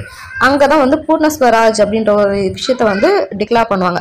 பூர்ண ஸ்வராஜ்யம் வந்து டிக்ளேர் பண்ணியிருப்பாங்க. எங்கே, லாகூர் செஷன், லாகூர் காங்கிரஸ் செஷன் டிசம்பர் 1929. ரொம்ப முக்கியம், டிசம்பர் 1929. அதுபடி என்ன பண்ணுவாங்க பார்த்தோன்னா ரவுண்ட் டேபிள் கான்ஃபரன்ஸை பாய்காட் பண்ணி சிவில் டிசோபீடியன்ஸ் மூமெண்ட் அப்போ நடக்கும். அப்போ தான் வந்து ரவுண்ட் டேபிள் கான்ஃபரன்ஸ்லாம் நடக்கும். ஃபர்ஸ்ட் 1930 வந்து ஸ்டார்ட் பண்ணியிருப்பாங்க ஃபர்ஸ்ட்டு. ஸோ அதை என்ன பண்ணுவாங்க, பாய்காட் பண்ணிட்டு சிவில் டிசோபீடியன்ஸ் மூமெண்ட்டை ஸ்டார்ட் பண்ணியிருந்திருப்பாங்க. ஸோ அப்போது 26/1/1930 பார்த்தோம்னா இண்டிபெண்டன்ஸ் டே அப்படின்னு சொல்லிட்டு டிக்ளேர் பண்ணிட்டு பூர்ண ஸ்வராஜ் வந்து நம்ம எந்த ஒரு வயலன்ஸ் இல்லாமல் நம்ம வந்து பூர்ண ஸ்வராஜத்தை அடையணும் அப்படின்னு சொல்லிட்டு ஒரு ப்ராமிஸ் மாதிரி எடுத்து வந்திருப்பாங்க. ஓகேங்களா, ஸோ இது ரொம்ப முக்கியமான ஒரு டேட்டு. பூர்ண ஸ்வராஜ் வந்து என்னைக்கு இது டிக்ளேர் பண்ணாங்க அப்படின்னு சொல்லிட்டு 26/1/1930 இதுதான் வந்து இண்டிபெண்டன்ஸ் டேவாக டிக்ளேர் பண்ணியிருப்பாங்க. இப்போ வந்து நம்ம வந்து ரிபப்ளிக் டேவாக கொண்டாடுறோம் இல்லையா, அப்போ வந்து ஃபர்ஸ்ட் இண்டிபெண்டன்ஸ் டே அப்படின்னு தான் சொல்லுவாங்க, இதை டிக்ளேர் பண்ணியிருப்பாங்க. ஓகே, ஸோ பூர்ண ஸ்வராஜ் வித்தவுட் எப்போ இது பண்ணியிருப்பாங்க, 26/1/1930 ரொம்ப முக்கியமான ஒரு டேட்டு. அதுக்கு அடுத்ததான் பார்த்தோன்னா இந்த சிவில் டிசோபீடியன்ஸ் மூமெண்ட்டு தான் வந்து பார்த்தோன்னா இந்த salt Satyagraha movement. So question கேட்பாங்க, எப்படி கொஷின் கேட்பாங்கன்னா சால்ட் சத்தியாகிரகா மூமெண்ட் வந்து என்ன இதில் சேரும், அதாவது சிவில் டிசோபீடியன்ஸ் மூமெண்ட்டா, நான் கோஆபரேஷன் மூமெண்ட்டா, இல்லை என்ன அப்படின்னு சொல்லிட்டு 4 ஆப்ஷன் வந்து கொடுத்தாங்கன்னா அது வந்து சிவில் டிசோபீடியன்ஸ் மூமெண்ட்டை சேர்ந்தது தான். ஓகேங்களா, ஸோ கொஸ்டின் இப்படி தான் கேட்பாங்க. சால்ட் சத்தியாகிரகா மூமெண்ட் வந்து எதை பேஸ் பண்ணதுன்னு பார்த்தோம்னா சிவில் டிசோபீடியன்ஸ்னால வந்த ரிசல்ட் தான் இந்த சால்ட் சத்தியாகிரகா மூமெண்ட். ஓகே, ஏன் இது எப்படி நடந்திருக்குன்னா லார்ட் இர்வின் கிட்ட போயிட்டு காந்தி வந்து சில இது வைப்பாங்க, ஒரு இந்த மாதிரிலாம் பண்ணுவோம் அப்படின்னு சொல்லிட்டு ஒரு டிமாண்ட் வைப்பார். எப்போ 31/1/1930 ரொம்ப முக்கியமானது. ஸோ வந்து 31/1/1930 என்ன பண்ணுவார், வைஸ்ராய் இர்வின் கிட்ட போய் என்ன பண்ணுவார், ஒரு 5 பாயிண்ட் வந்து வைப்பார். அது என்ன 5 பாயிண்ட் என்னன்னு சொல்லிட்டு தெரிஞ்சுக்கலாம். First army and civil service எக்ஸ்பெண்டிச்சருக்கு 50% கம்மி பண்ணும். Decrease expenditure of army and civil service by 50%. சும்மா நீங்கள் ஆர்மிக்கு அதுன்னு சொல்லிட்டு செலவு பண்ணாதீங்க, 50% அதில் கம்மி பண்ணுங்கன்றாங்க. அதே மாதிரி liquor prohibition, total prohibition of liquor, அதை வந்து இதுக்கு இன்ட்ரோ பண்ண சொல்லுவாங்க. அடுத்து பார்த்தோன்னா பொலிட்டிக்கல் பிரிசனர், அப்போ அந்த டைமில் தான் வந்து இவரெல்லாம் பகத்சிங் இவரெல்லாம் பிடிச்சி வச்சுருப்பாங்க, அவங்களெல்லாம் ரிலீஸ் பண்ணோம் அப்படின்னு சொல்லுவாங்க. அதுக்கடுத்து பார்த்தோம்னா 50% லேண்ட் ரெவன்யூ வந்து 50% டிக்ரீஸ் பண்ணணும் அப்படின்னு நினைப்பாங்க. ஓகேங்களா, அடுத்து பார்த்தோன்னா சால்ட் டேக்ஸ் அபாலிஷ் பண்ணுங்க அப்படின்னு நினைப்பாங்க. இந்த 5 பாயிண்ட் வச்சுருப்பாங்க. ஒன்று decrease expenditure of army and civil service by 50%, introduction of total prohibition of liquor, அதுக்கடுத்து பார்த்தோம்னா release of all political prisoner, அதே மாதிரி decrease of land revenue by 50%, கடைசியாக பார்த்தோம்னா அபாலிஷன் ஆஃப் சால் டேக்ஸ். இதை வந்து வச்சிருப்பாரு. இந்த டிமாண்ட் எல்லாம் வச்சு இதெல்லாம் நீங்கள் பண்ணி கொடுக்கணும் அப்படின்னு சொல்லிட்டு காந்தி வந்து இர்வின் கிட்ட வந்து சொல்லியிருப்பாரு. எப்போ 31/1/1930 சொல்லியிருப்பாங்க. பட் வயசுல என்னன்னு கூட கண்டுக்கவே மாட்டார், ஒரு ரெஸ்பான்ஸும் கிடையாது. அப்பதான் கடுப்பா என்ன பண்ணுவாரு, ஒரு ஆள் சிவில் டிஸ்ஒபீடியன்ஸ் மூவ்மெண்ட்னு சொல்லிட்டு ஆரம்பிப்பாரு. அதுதான் வந்து சால் சத்தியகிரகா. இவர் என்ன பண்ணுவாரு, 12/3/1930 அப்போ வந்து என்ன பண்ணுவாங்க, ஸ்டார்ட் பண்ணுவாங்க. எங்கேருந்துன்னா சபர்மதி ஆசிரமம், அகமதாபாத்ல இருக்க சபர்மதி ஆசிரமம், அங்கிருந்து 78 பேரோட என்ன பண்ணுவாரு, கிளம்புவாரு. வாங்க நாம போலாம், இந்த அதாவது பார்த்தோம்னா இந்த சால்ட் லாவை வந்து நம்ம பிரேக் பண்ணலாம் வாங்க அப்படின்னு சொல்லிட்டு என்ன பண்ணுவாரு, கிளம்புவாரு. எப்ப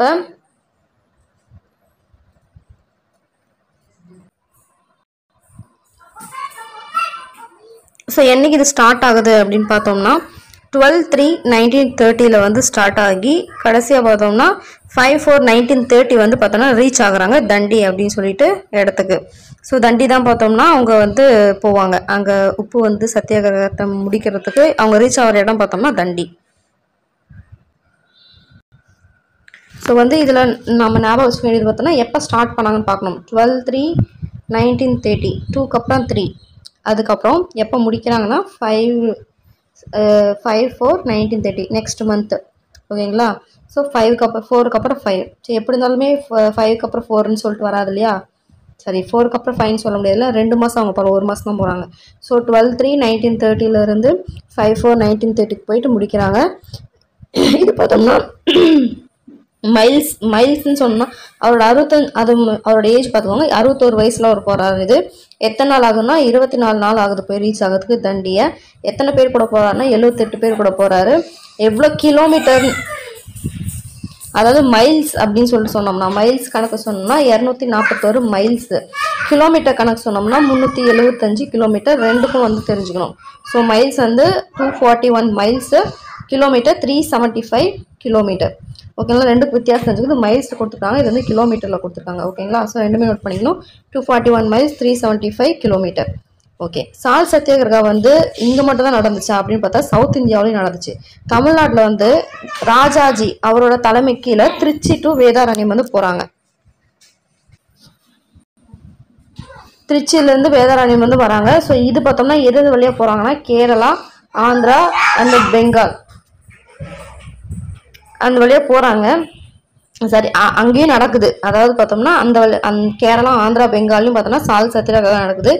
இவங்க பார்த்தோம்னா திருச்சி டு வேதாரண்யம் எத்தனை கிலோமீட்டர் போகிறாங்கன்னா மைல்ஸில் சொல்லியிருக்காங்க, 150 மைல்ஸ் வந்து போகிறாங்க. ஓகேங்களா. ஓகே. அப்போ அந்த டைமில் பார்த்தோன்னா தஞ்சாவூர் கலெக்டராக இருந்தவர் யாருன்னு பார்த்தோன்னா ஜெயத்ரோன். அவர் என்ன பண்ணுவார்னா வழியில் வந்து யாரும் அவங்களுக்கு வந்து தண்ணியா சாப்பாடு எதுவுமே கொடுக்கூடாது அப்படின்னு சொல்லிட்டு இது பண்ணுவார். இந்த தஞ்சாவூர் கலெக்டராக இருந்தால் ஜெயத்ரோன் அப்படின்றவங்க. ஸோ எப்போ தமிழ்நாட்டில் எப்போ போனாங்க பார்த்தோம்னா ஒரே மாதத்தில் முடிச்சுருவாங்க. ஸோ 13/4/1930 போயிட்டு 28/4/1930 முடிச்சுவாங்க. ஸோ 13/28 வந்து முடிச்சுவாங்க. ஸோ இங்கே மட்டும் தான் போனாங்க நார்த் வெஸ்ட் ஃப்ரண்டியரில், அதாவது பாகிஸ்தான் பக்கம் அந்த சைடு, அந்த பக்கம் வந்து போனாங்க. யான்னு பார்த்தோன்னா கான் அப்துல் காஃபர் கான், ரொம்ப முக்கியம். ஸோ இவர் தான் என்ன பண்ணுவோம்னா குடை கித்மத்கார் அப்படின்னு சொல்லிட்டு ஒன்று ஆரம்பிப்பார். ஃபுல்லாக வந்து ரெட் ஷர்ட் போட்டு போடுவாங்க அந்த மாதிரி. என்னன்னு யார் ஆரம்பிச்சது, கான் அப்துல் காஃபர் கான் குதை கித்மத்கர் அப்படின்னு சொல்லி ஸ்டார்ட் பண்ணி அது பேர் வந்து ரெட் ஷர்ட் அப்படின்னு சொல்லிட்டு சொல்லுவாங்க. ஓகே, ரொம்ப முக்கியமான பாயிண்ட். ஸோ இதனால் என்ன பண்ணுறாங்கன்னா காந்திஜியை பிடிச்சி தூக்கி இரவதா ஜெயிலில் தூக்கி போட்டுறாங்க. ஓகேங்களா. எவ்வளோ தையம் தான் நீ போவ அப்படின்னு சொல்லிட்டு என்ன பண்ணுவாங்க, தூக்கிக்குள்ளே போட்டுருவாங்க. ஸோ வேறு யாரெல்லாம் அரெஸ்ட் பண்ணுவாங்க பார்த்தோம்னா நேரு, கான் அப்துல் காஃபர் கான், யாரெல்லாம் போனாங்களோ அவங்களெல்லாம் வந்து தூக்கி போட்டு ஜெயிலில் தூக்கி போட்டுருவாங்க. ஸோ ராஜாஜியெல்லாம் அப்பயே தூக்கி போட்டுருவாங்க, அது நடக்கும் போதே பாதிலே தூக்கி போட்டுருவாங்க. ஓகேங்களா. இன்னொரு முக்கியமான இதில் விஷயம் என்னென்னா ஒரு லேடி வந்து போய் பிக் பண்ணி அந்த சால்ட் எடுத்து அந்த சால்ட்டு லா வந்து பிரேக் பண்ணுவாங்கன்னுவாங்க. அவங்க பேர் ருக்மணி லக்ஷ்மிபதி. ஓகேங்களா. இது தமிழ்நாடு இதில் வரும்போது நம்ம பார்ப்போம். சும்மா ஜஸ்ட் இப்போ தெரிஞ்சுக்கோங்க. ஓகேங்களா. நோட் பண்ணாலும் நோட் பண்ணி வச்சுக்கோங்க, ரொம்ப முக்கியமான ஒரு ப்ரீவியஸ் இயர் கொஸ்டின். ஓகேங்களா. ஸோ இப்போதைக்கு வந்து பார்த்தோம்னா இதோட முடிக்கலாம்.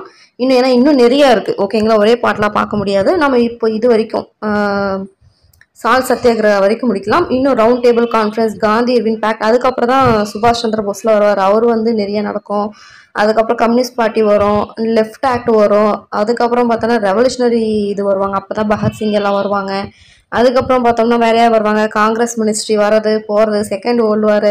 அதுக்கப்புறம் பார்த்தீங்கன்னா எவ்வளோ இருக்குன்னு சொல்லிட்டு அப்புறம் ஃபஸ்ட்டு காங்கிரஸ் மினிஸ்ட்ரி ஃபார்ம் ஆகும். அது இண்டிவிஜுவல் சத்தியாகிரகா, கிரிப்ஸ் மிஷன். அதுக்கப்புறம் பார்த்தோம்னா இது சுபாஷ் Chandra Bose and INA, do or die அப்படின்னு சொல்லி முடிஞ்சு கடைசியாக எல்லாமே முடிஞ்சு கேபினட் மிஷன் ஃபார்ம் ஆகிறது முதற்கொண்டு ராயல் இந்தியன் நேவி ரிவோல்ட், அதுக்கப்புறம் டைரக்ட் ஆக்ஷன் டே, இன்னும் எவ்வளோ இருக்குது பாருங்கள். இந்தியா அதுக்கப்புறம் மவுண்ட் பேட்டன் பிளான், இண்டிபெண்டன்ஸு, அதுக்கப்புறம் என்ன எப்போ கிடச்சிச்சு அப்படின்னு சொல்லிட்டு இவ்வளோ இருக்குது. ஸோ இது எல்லாமே ஒரே இதில் முடிக்க முடியாது. ஓகேங்களா. ஸோ நான் இது வரைக்கும் போட்டிருக்கிற வரைக்கும் சால் சத்தியாகிரகம் காந்தியன் பேசல ரொம்ப முக்கியமான ஒரு இது. ஸோ இதை வந்து பார்த்து ரிவைஸ் பண்ணி நோட் பண்ணிக்கோங்க. ஓகேங்களா. ஸோ நெக்ஸ்ட் பார்ட்டில் உங்களை மீட் பண்ணுறேன். பாய்.